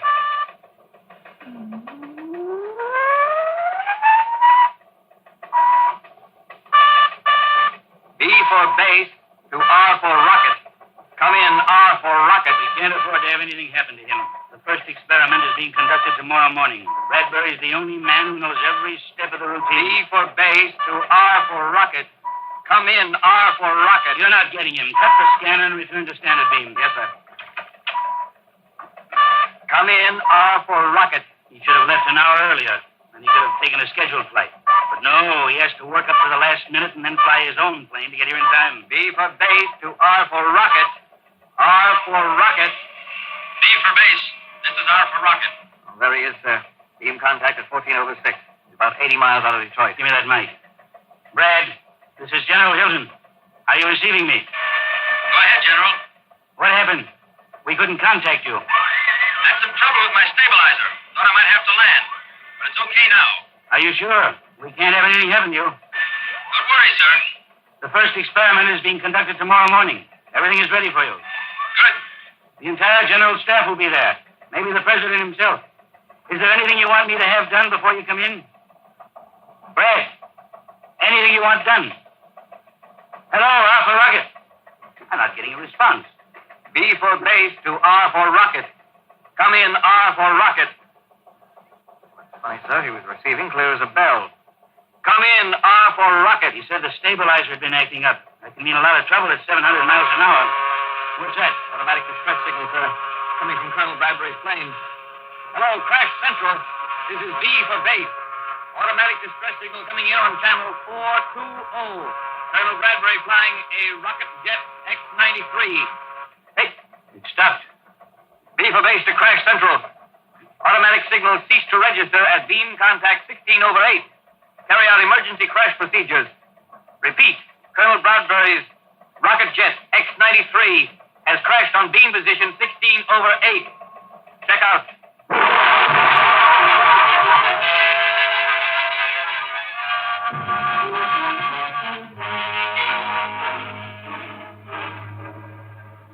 I'm glad you were able to get here, General. We're going to operate very shortly. Doctor, it's a miracle he's alive. It will be more of a miracle if he's alive 1 hour from now. You've got to save him. He's an important man. Yes, the White House called, and so did the Pentagon. We know Colonel Bradbury is important, but a shattered skull is very difficult. I know you'll do all you can. Stay right here, General. We'll keep you informed.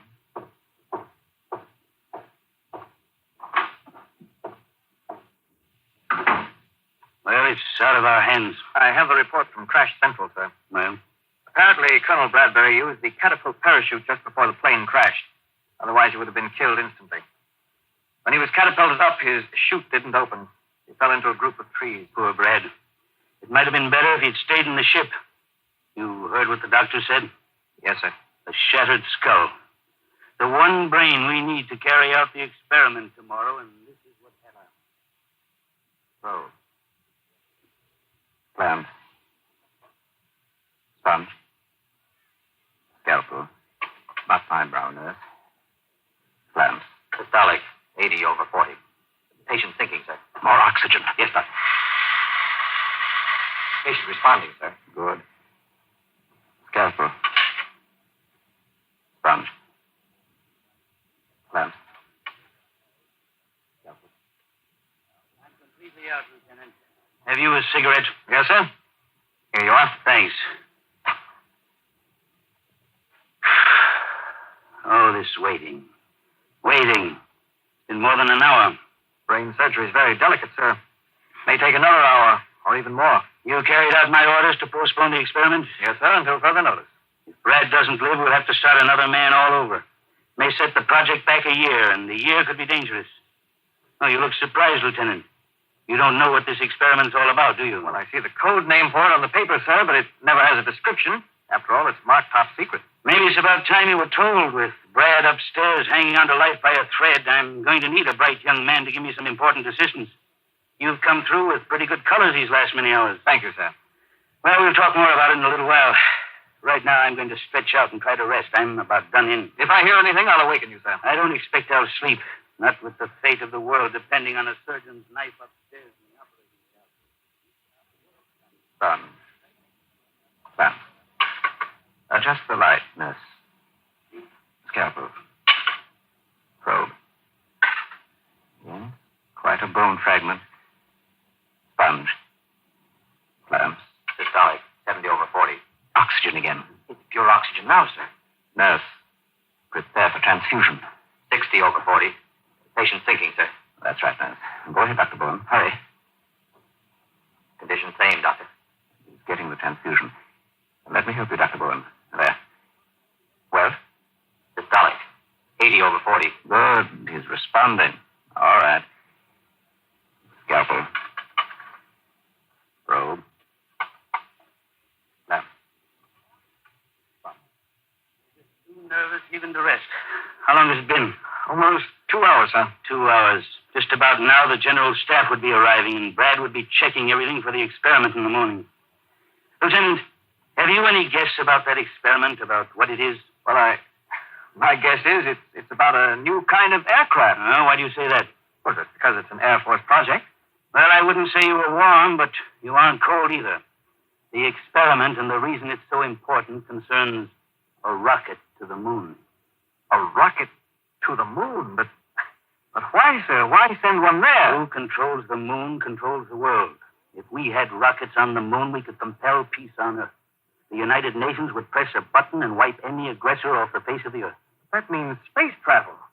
You don't mean that we... No, Lieutenant, we haven't found the way to send rocket ships with human beings through space. Not yet, anyway. But the rocket we're experimenting with is a two-way rocket. It can land on the moon and return from the moon, all electronically controlled from the Earth. Sounds fantastic, sir. Oh, it's quite feasible, I assure you. But we have reason to believe that we're not the only nation thinking of this. Time is of the essence. Colonel Bradbury knows more about operating these rockets than any man alive. And just on the verge of the experiment, this has to happen. Shh. Quiet. General Hilton. Yes? Dr. Riggio asked me to take a message down to you from the operating room. Brad. He's dead, isn't he? No, General. He's still hanging on. Dr. Riggio says that he now has a 30% chance of surviving. Thank God. Part of Colonel Bradbury's skull has been fragmented. A head plate will have to be put on. Because of the size of the area, a new metal alloy plate will be used. It'll take at least 5 or 6 more hours. Dr. Riggio suggests you go home, General, where you'll be more comfortable. The hospital will phone you if anything happens.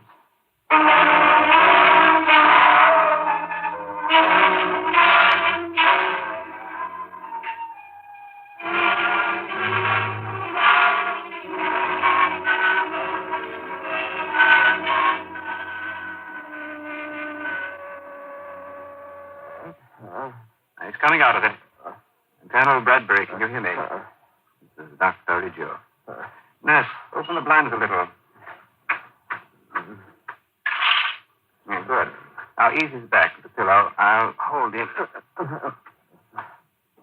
Fine, thank you. 10 days since the operation, and he's just now coming out of it. He's a strong man. Almost any other person would have died. Colonel Bradbury. Colonel Bradbury, can you hear me? The base rocket. The rocket. He's beginning to talk. Nurse, have Dr. Keyes come in at once. Stabilizer off. The rocket. General. Wrong. It's all right, Colonel. Take it easy. You called for me. The nurse said he was coming out of it. He's talking erratically. Typical stuff. Rocket. Base. That sort of thing. Well, it's technical jargon. Air Force lingo. Mars. Martians. Mars? Martian? They use all sorts of code names. Mars is probably one of them. I think in about 48 hours he ought to be out of shock completely. We can call General Hilton.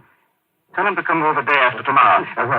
Take it easy, Colonel. 6 months, you ought to be in pretty good shape. Nurse, keep him comfortable. Dr. Keyes and I will leave now. Rocket. Stabilizer off. Wrong. Something wrong. Must call General. Call General Hilton. Mars. Martian.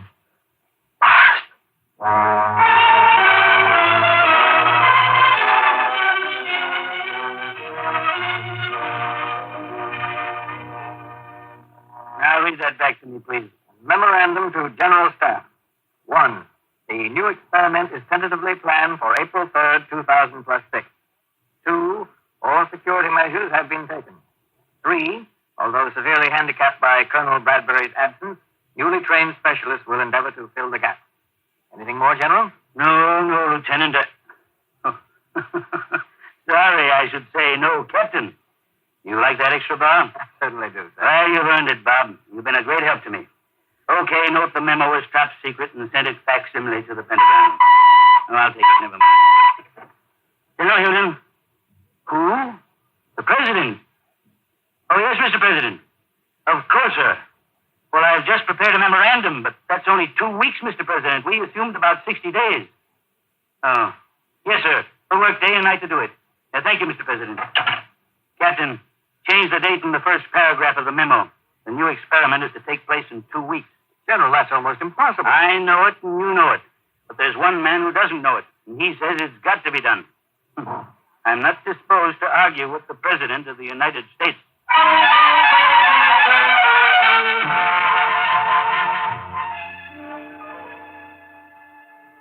I'd like to double-check some of my notes on Colonel Bradbury with you. Of course, Doctor.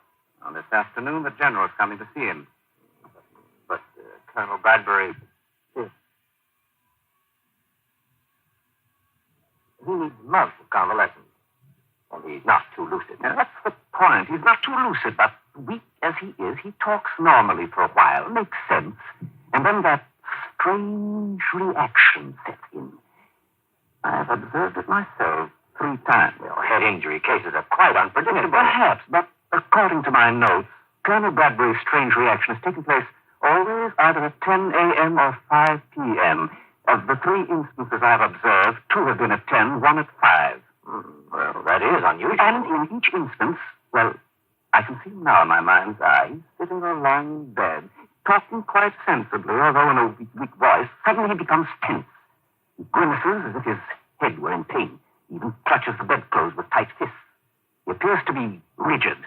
Then, after a few minutes, invariably comes a flood of disjointed, disconnected sentences about messages, emergency, crisis, fate of the world, and Mars. Now, General Hilton is going to visit the Colonel this afternoon at about 5 o'clock. And you expect the Colonel to have another strange reaction? I don't know. Surely General Hilton realizes that a man who's had severe surgery can't... I can't tell what the General will realize, but my fear is that he may feel the Colonel is not improving as well as he might, and he may call in other doctors. But we're doing everything humanly possible. That is the irony of the situation. I could have killed the Colonel in surgery. It would have been very easy. But where important government officials are concerned, I get worried. If we ever were investigated carefully, they might find out who you and I really are. And that would be dangerous. Very dangerous indeed.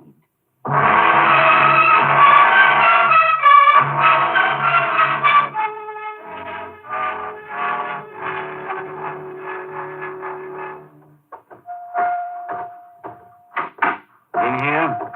Thank you, nurse.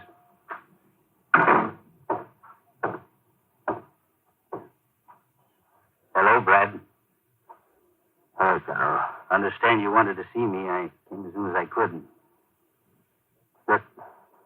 Sit down. Sure, Brad. Don't worry about me. Brad, we're rescheduling the experiment. Do you feel up to answering a few questions about it? Experiment. Something to tell you. Sure, Brad, sure. I know there's a lot you want to tell me, but when you're still a sick guy, so... Suppose I just ask you a few questions and you answer them yes or no. That'll save your energy. Time. What time is it? Why, it's a few seconds before 5 o'clock. Why? Coming. Message coming. Message coming? What message? Trying to tell you. Couldn't tell anyone else. Mars. Martians. Mars? Martians? Trying to tell me what? Brad, for heaven's sake, what's the matter, Brad? Nurse! Doctor! Something's happening to Colonel Bradbury. Hurry!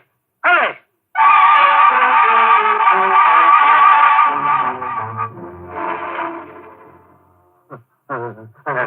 Colonel.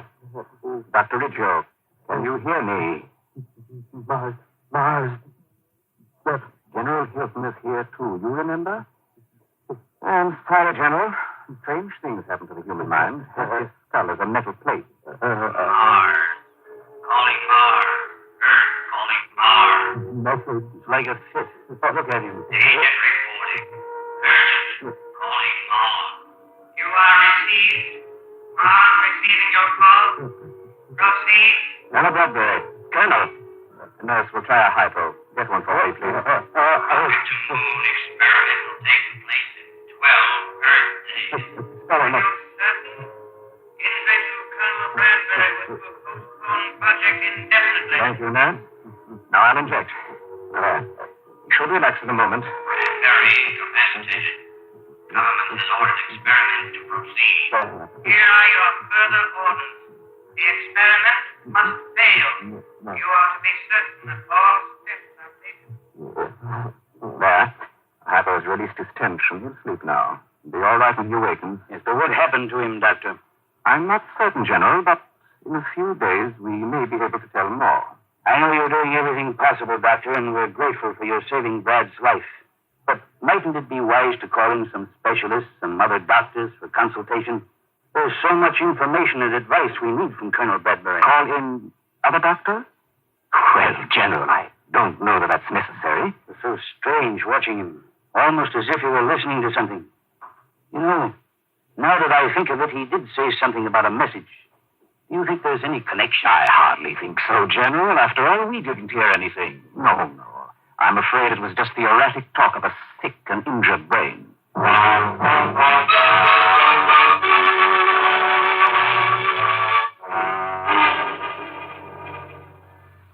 General, you really went through an experience watching the colonel like that. Captain, he was almost in a fit. Had some crazy idea he was getting messages. Messages? Hallucinations. He was off his rocker for a while. I'm afraid I was a little brusque with Dr. Riggio. He's a fine man, but I'd feel better if some other medicos looked at Brad, too. Arrange for some specialist from Army Medical to examine him, will you, Captain? Yes, sir. I'll do it promptly. And one thing more. On the experiment file, you'll find General Hilton's office. One moment, please. For you, sir. Pentagon, Intelligence Section. Intelligence? Well. Hello, General Hilton. Yes? Yes? Are you certain? Have the President and the Chief of Staff been informed? Good. Yes, I'll be here in 15 minutes. Right. Order my car, Captain. Things are happening. Yes, sir. General Hilton's car, stand by at West Entrance. What things, sir? Intelligence reports that the Eastern Alliance is definitely planning a moon rocket for blastoff in 6 days. You know what that means if they get there before the United Nations. 6 days, and we will be ready for 14 days. We really wanted 3 months. That's right. But how? Somehow they must have found out about our experiment and have agents that feed for some of our vital data. That's what the emergency meeting is about. Well, your car's ready, General. Good luck. We're going to need it, Captain. We're going to need it.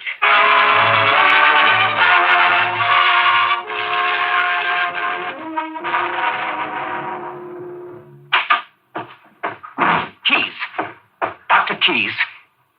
Have you heard? What is it? Some other doctors are examining Colonel Bradbury. Yes, I just met them. What? Of course, I gave them permission. I had no choice. General Hilton requested it yesterday. Who are they? That's just it. Army Medical. Army. How you can be so cold and calculating in surgery and so nervous now, I cannot understand. Your record here is flawless. Your operation on Bradbury is superb. No suspicion will attach to you or to me.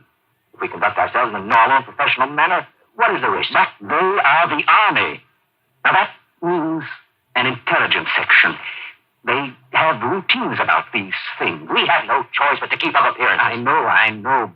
But if they ever find out that we are the agents of the Eastern Alliance, that we have masterminded the theft of certain moon rocket data, they will be ruthless, Dr. ruthless.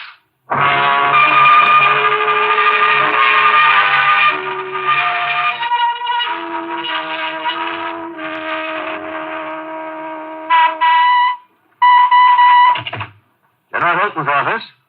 Oh, I'm sorry, the general isn't here. This is his aide. No, sir, I don't know when he'll return. I suggest you place the information on our private facsimile line in code. Our extension is 83. I'll then give the papers to the general when he arrives. Yes, sir, I'll turn the facsimile line on now, sir. We can receive it at once. Thank you.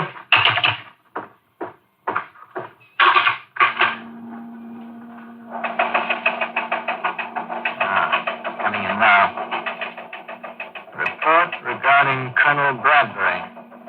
Item 1. Good heavens, Dr. Reggio. Item 2. The metal plate surgically applied to Colonel Bradbury's skull. The metal skull plate. Martian voices. So that's what the Colonel's hallucinations are. It's fantastic.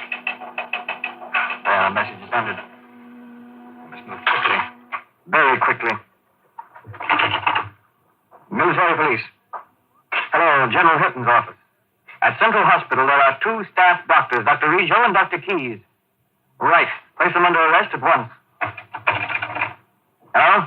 Message headquarters, please. This is General Hilton's aide. When the general returns, tell him I'll be at Central Hospital talking to Colonel Bradbury.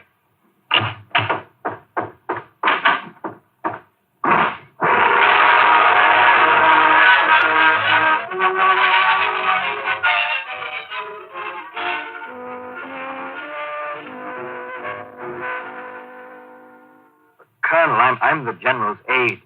You can describe the voices to me. Now, what happened? My whole head vibrates. Very painful. Then I hear voices. What do they say? They're talking to Mars. Martians. Well, apparently the metal plate on your head somehow picks up certain high-frequency radio waves. At least that's the theory of the Army medical examiners. The Martian. They want to stop the moon rocket. Enemies from another world. No, Colonel, you can't really believe that. You must have misunderstood. The real enemies are the Eastern Alliance. But their agents have been caught. Their moon project won't take place for a long time as a result. Now, you just take it easy, sir. The Army's going to track down that wavelength that bothers your head. Then you'll recuperate peacefully. Captain. True. Wait, excuse me, sir. It's almost 5 o'clock. I've got to be going, sir. Just take it easy, please.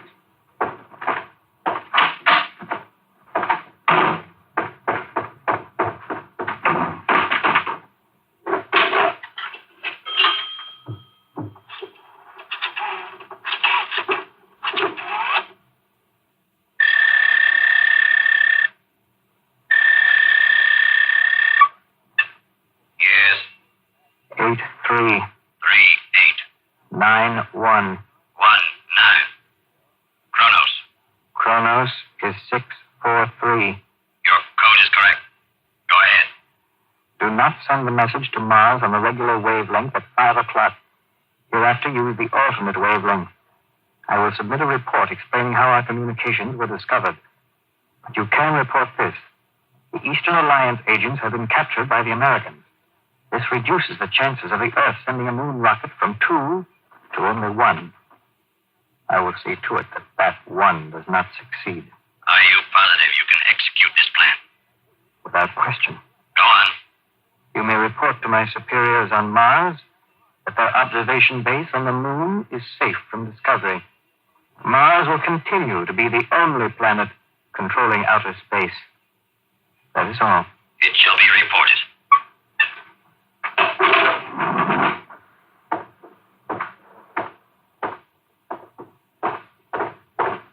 Captain, I just read that facsimile message in my office. Came as quickly as I could.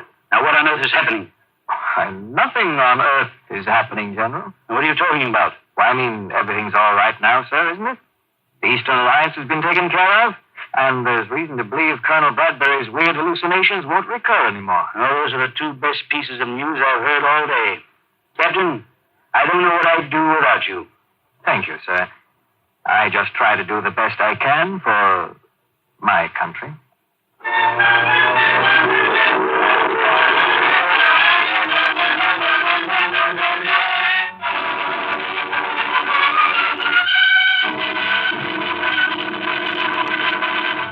Next week, another exciting adventure from the world of tomorrow, from the years beyond 2000 AD. Be sure to listen.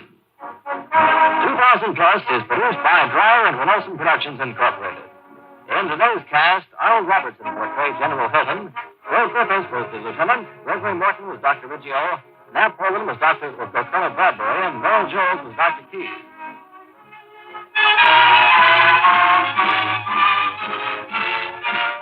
The orchestra was conducted by Emerson Buckley, music composed by Elliot Jacoby. Sound, Walt Shaver and Adrian Penner. Engineer, Bob Aldrich. This is Ken Marvin speaking. The feature was transcribed.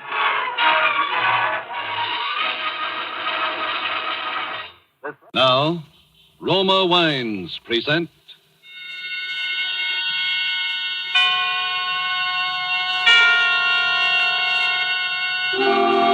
Suspense. Tonight, Black Path of Fear, starring Brian Donlevy. Suspense is presented for your enjoyment by Roma Wines. That's R-O-M-A, Roma Wines. Those excellent California wines that can add so much pleasantness to the way you live, to your happiness in entertaining guests, to your enjoyment of everyday meals. Yes, right now a glassful would be very pleasant as Roma Wines bring you Suspense. This is the Man in Black, here for the Roma Wine Company of Fresno, California, who tonight from Hollywood bring you as star Mr. Brian Donlevy. And so with the performance of Mr. Donlevy as Bill Scott in the Cornell Woolrich bestseller, The Black Path of Fear, we again hope to keep you in suspense.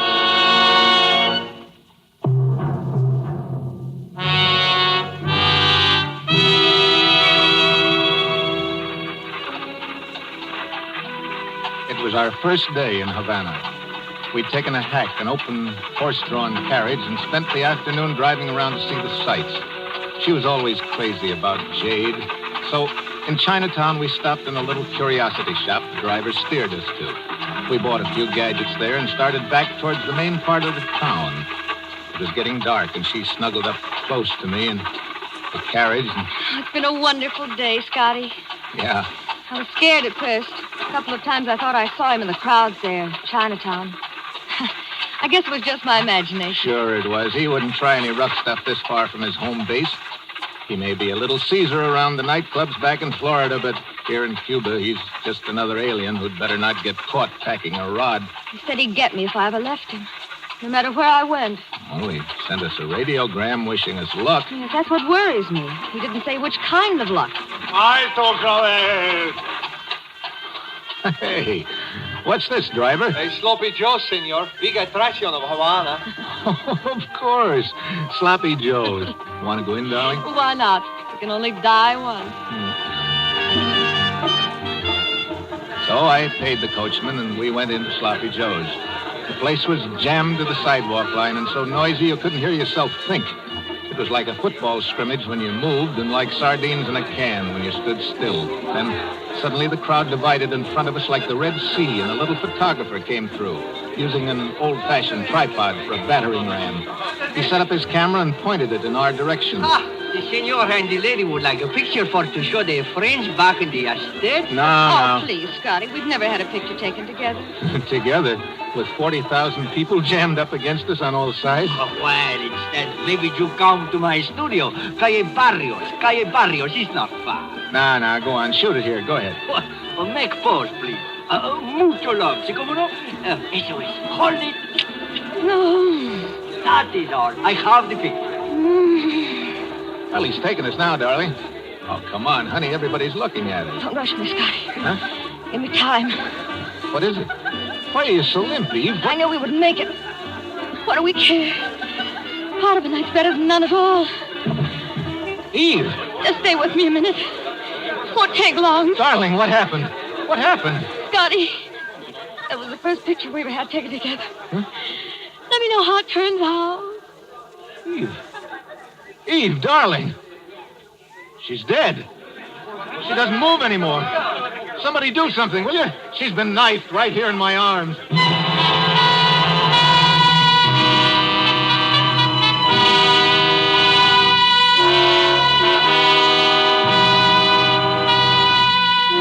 Murder in Sloppy Joe's.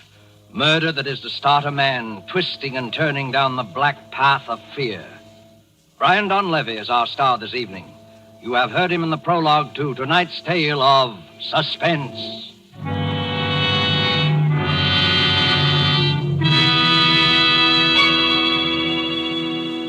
In Havana, one gathering place of fashionable people is the charming Pan American Club. A dinner party is in progress, and the Cuban host has just risen to return a compliment which has been paid him by a guest from the United States. Lifting his glass, he says, "Thank you, my friends. Thank you also for telling us about the perfect climate and soil of California, from which come these delightful Roma wines. Now we can understand how such perfection is possible, such magnificent quality as we enjoy in Roma wines." Well, such praise of Roma wines in foreign lands can only mean that they are truly magnificent in quality. But remember, you here in the United States can enjoy these distinguished wines at remarkably low cost, only pennies a glass. Roma wines bring you a unique combination of California's perfect soil and climate, age-old winemaking skill, plus modern tests and controls, which make Roma so constant in quality, so uniformly fine. Discover for yourself the delightful flavor and goodness which have made Roma wines America's largest selling wines. Ask for ROMA, Roma wines, made in California for enjoyment throughout the world. And now it is with pleasure that we bring back to our soundstage Mr. Brian Donlevy, who in the person of Bill Scott continues his narrative of The Black Path of Fear. Tonight's tale of Suspense.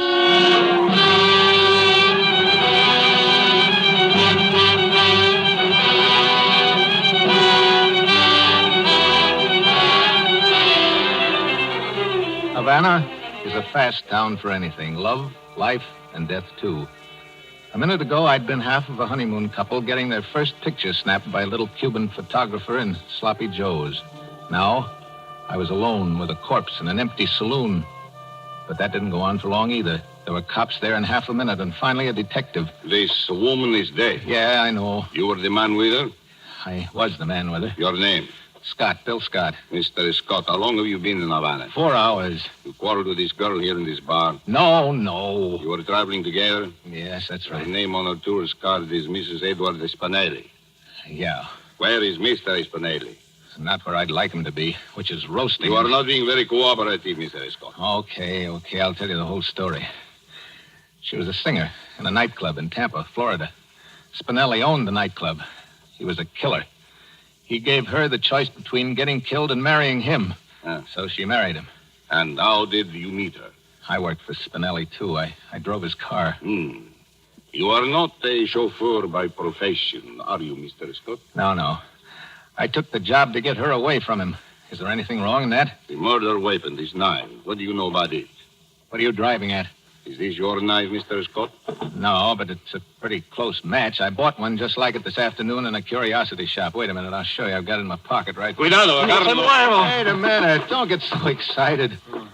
All right, it's in that pocket right there. Fish it out yourself if you want to. There is no knife here. But there's got to be.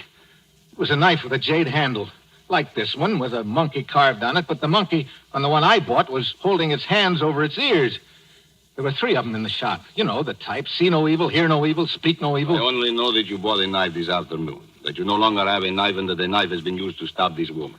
But it's not the same knife, I tell you. I can prove it. Give me a chance to prove it, will you? All right, Mr. Scott. I will give you a chance.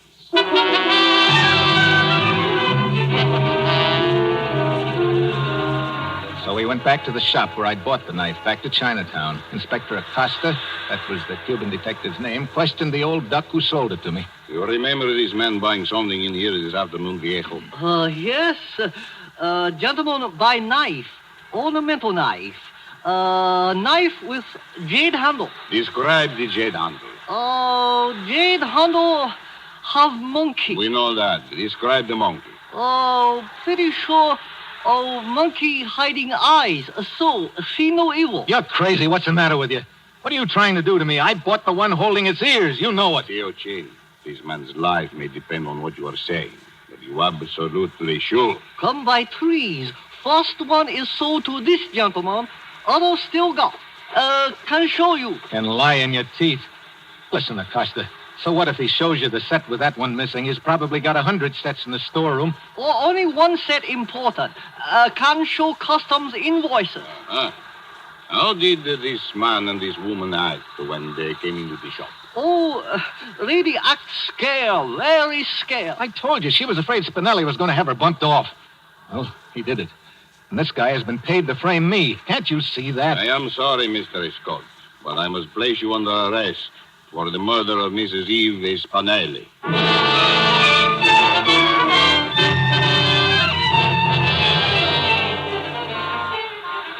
As we threaded our way back through Chinatown in the police car, I thought the whole thing over. I came to a decision. The car fitted in the narrow lane like a cork in a bottle. If it should come to a halt in front of the door of a building... And finally it did. Just that. I bolted. They came after me fast. The door I ducked into opened into a pitch-black hallway.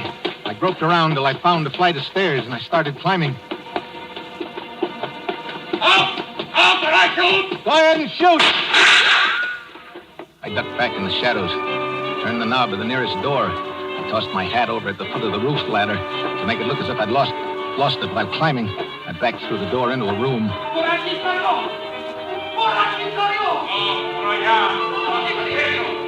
In the dark room, I stood very still and listened. They were separating to case the roof along the block. I was safe for a few minutes anyway. Tried to figure out where I was. Room. A dark room. I strained my eyes into the blackness. Then something cold and metallic found the side of my neck. It was the business edge of a knife blade. A light snapped on. Bueno. No hablo español. No te mueva. Oh, take it easy, will you? I can't talk your language. Put that knife down, will you? Te quiero estar aquí. Polizei. Verstehen? Understand? Comprende? Look, out there on the stairs, I don't know how to say it. Polizia. They're after me. Cops. Cops? Why didn't you say so before? I hate cops. Oh, you talk English? I ought to have been in enough of your jails to take out naturalization papers. Hey, get over here. I do what I can for you. They're coming back. I better get out of here. Don't be a fool. There's 20 of them down in the street now. They sure must want you bad, Chico. They say I killed my girl. They say wrong? They say very wrong. Another man took her away from you? No. I took her away from another man. Then any fool of a policeman knows you did not kill her. You never killed what does not belong to you. Only what does. You tell them that. Oh, here comes payday. Quickly, get into the cot there. Cover yourself up. What? But... Do as I tell you. Take off that shirt. Don't stop for the buttons. Tear it off. Well... Now then, face the wall. Wait a minute. What are you doing? Keep perfectly still. Don't rub against the covers. See? Now, don't move. Suspense, señor. ¿Ha visto usted un hombre alto, macizo americano? No he visto a nadie. ¿Quién es ese? Mi hombre, mi marido. Llamémoslo.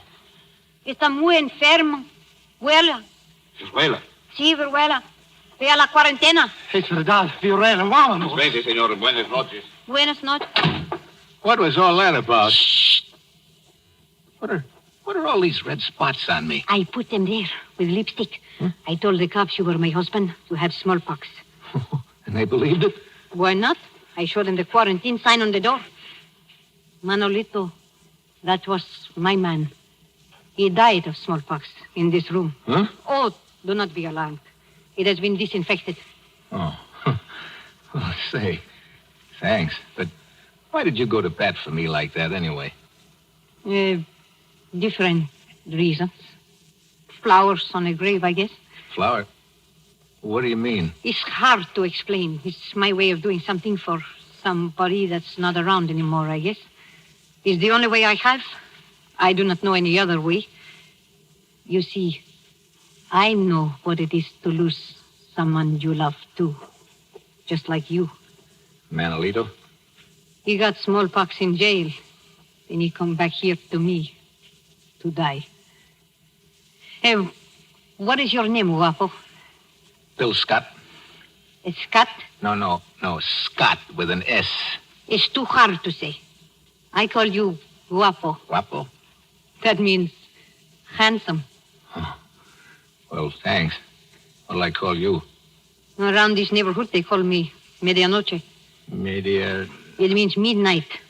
Try it that way. Okay, midnight. They call me that because now I always hang around late by myself since he's gone. Well, midnight, I don't know what to say to you except thanks. De nada. Flowers on a grave. Yeah. Well, I guess I'd better get going. What do you want to throw away all my hard work for? They spot you at the next corner. Well, I can't hang around here for the rest of the night. What's the matter with it here?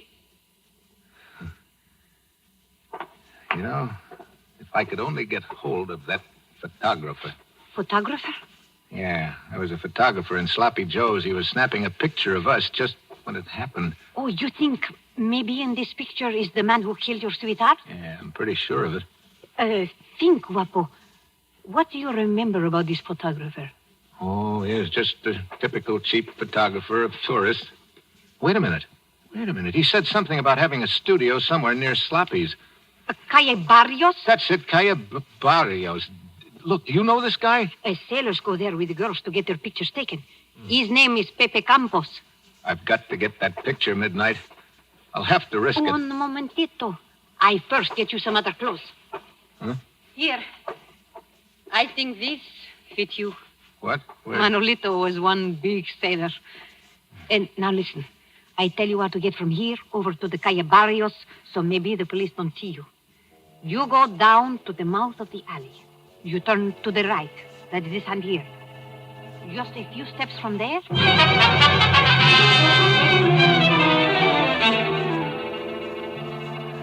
It was so dark, I almost had to feel my way along the streets. Suddenly, out of nowhere, came a voice. There were two of them there, keeping the alley covered. I looked back the way I had come. Someone was coming toward me through the blackness. I waited there, paralyzed. ¿Qué tal, marinero? What? Are you lonesome? Yeah. Hey, you want a drink, sister? Oh, look, walk close to me like this. Huh? Now, lean up closer. Get your face up under mine, honey. That's it. Give me a little more affection. That's the stuff. Now, look. Walk down this way with me, just past the corner. You said it, big boy. You said it. What do you want to drink, honey? You said it. That's good. Here's the turn. Goodbye, sister. Chipskit! Citadel! Te amo!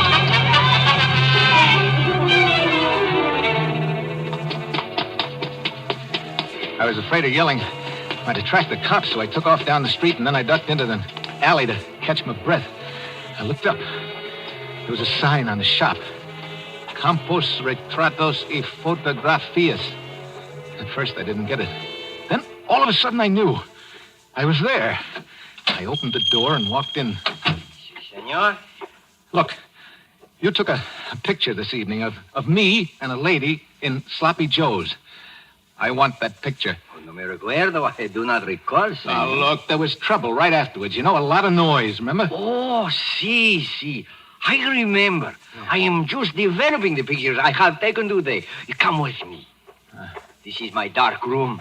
The very latest equipment. Kodak. Yeah, but where's that picture? Oh, right here. In the bath. Oh. Yeah. It's beginning to come through. Si. Yeah. Yeah, that's us. Oh, someone leans over the lady's shoulder, no? Yeah, let's have some more light on the subject, will you? This is someone you know, senor? Yeah, it's someone I know, all right. His name is... Never mind the name, Scotty. I'll introduce myself. Spinelli. Stand over against the wall, Scotty. You too. Well, I'm glad you found this picture, Scotty. I was kind of nervous about having a thing like this floating around. You can understand my feelings. You surprised me, Spinelli. I didn't think you even had the guts to stab a woman in the back without your gorillas around to protect you. Don't make me angry, Scotty. I'm in a bad mood. I didn't know you were smart like you are either, Spinelli. I apologize. You know, that was a cute trick, hiring a cab driver to steer us into that shop in Chinatown, but what I still can't figure out is how you switched those knives. I didn't. I still have the knife you bought. I frisked it out of your pocket. Now I'm going to give it back to you. Would you like to see it first? There. It's pretty, ain't it? Eve always had an eye for jades. This is definitely the best of the three. It's a pity to spoil such a pretty knife, but the revolver, it makes too much noise. Yeah, I think I'll use the knife on you, too. I like things symmetrical. Like Romeo and Juliet, ain't it? What's that? Don't move, Scotty. Guapo, are you in here? His sweetheart not dead an hour, and already he has another. Midnight. Get out of here, quick. This man is a killer. Oh, I'm not afraid of you, big boy. Keep away from me and don't try any funny business. Oh, my hombre, he was just like you. He talk very mean. But he don't hurt me. Not one little bit. I don't only talk big, sister. I got a job to do here. I'll talk to you when I shut your boyfriend's trap for good. My boyfriend? Ha! Are you kidding? Go ahead, finish him off. He took a powder on me. I come after him only to collect. On the cuff, huh? Oh, Scotty, you ought to be ashamed of yourself. On the cuff. Hey, you are rich, huh? You got big diamonds. Say, I like you, mister. Stop mooching around. Midnight, I tell you, this guy's a killer. Watch out. Ah, shut up. Say, huh? How about it, big boy? Come on. Stick around, baby. I can use talent like yours. Kiss me, big boy. Later. Now. All right, yell very loud. Hey, Make big trouble. You're pretty hot stuff, ain't you? You don't know the half of it, big boy, huh? Come here. Now, Bravo! Now, your chance. Grab the gun. You dirty little stool pigeon. Shut up, Spinelli. I've got the gun now. Scotty, I was only throwing a scare into you. Why, I would have knocked you off right away if that's what I meant to do, wouldn't I? What's it worth to you to stay alive, Spinelli? Scotty, $100,000 in the bank right here in Havana. Just let me go over that table there. Check the bearer, no strings. Spinelli, I want Eve back again. 200,000. Chicago account thrown in. 250,000. That's $250,000, Scotty. I want Eve. You can't bring the dead to life, Scotty. But you can be rich. Kill me and you get nothing but a murder rap. The picture don't show me sticking the knife in her. The knife don't mean anything. Chin and the driver never talk. You're just fixing up a nice murder rap for yourself, Scotty. Shut up. Stand over under the lights, Spinelli. Huh? I don't want to miss. Scotty. Don't do it, Scotty. Scotty. Scotty! You win. Scott.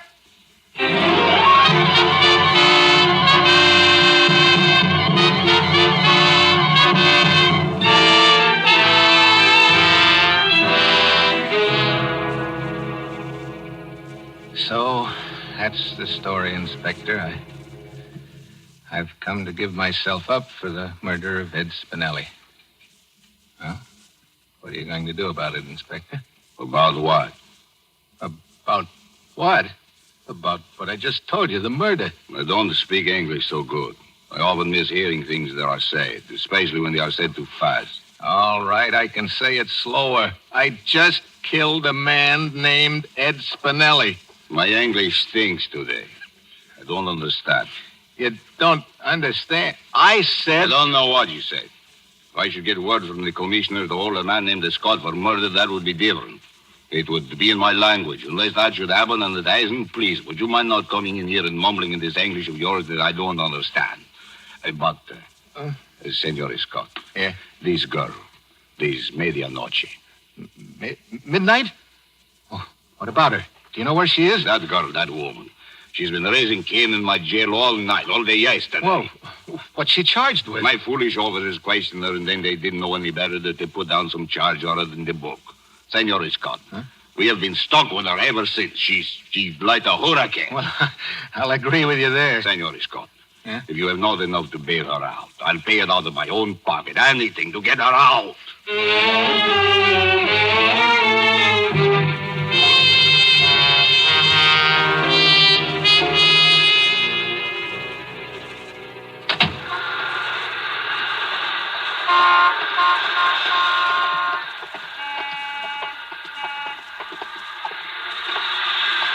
Well, midnight. It's all over. Yes, Guapo. It is over. Have you any idea where we're headed for? It's Sloppy Joe's. The feet of an American in Havana walk always in the direction of the Sloppy Joe's. No? Yeah. Yeah, I can hear it already. I'd like to ask you in for a drink, midnight. No, Guapo. You go in alone.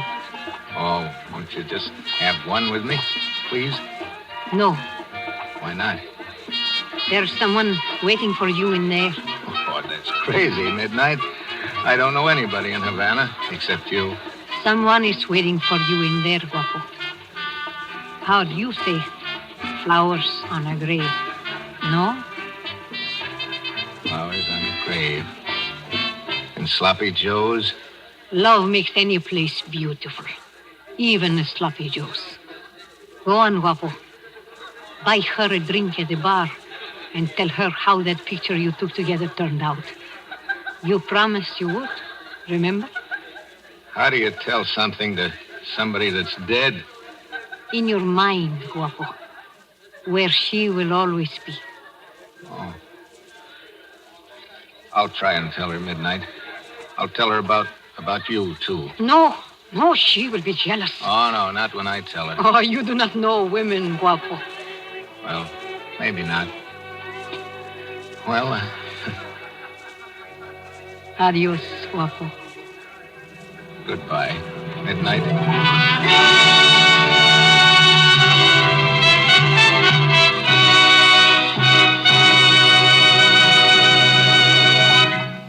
And so closes The Black Path of Fear, starring Brian Donlevy. Tonight's study in Suspense.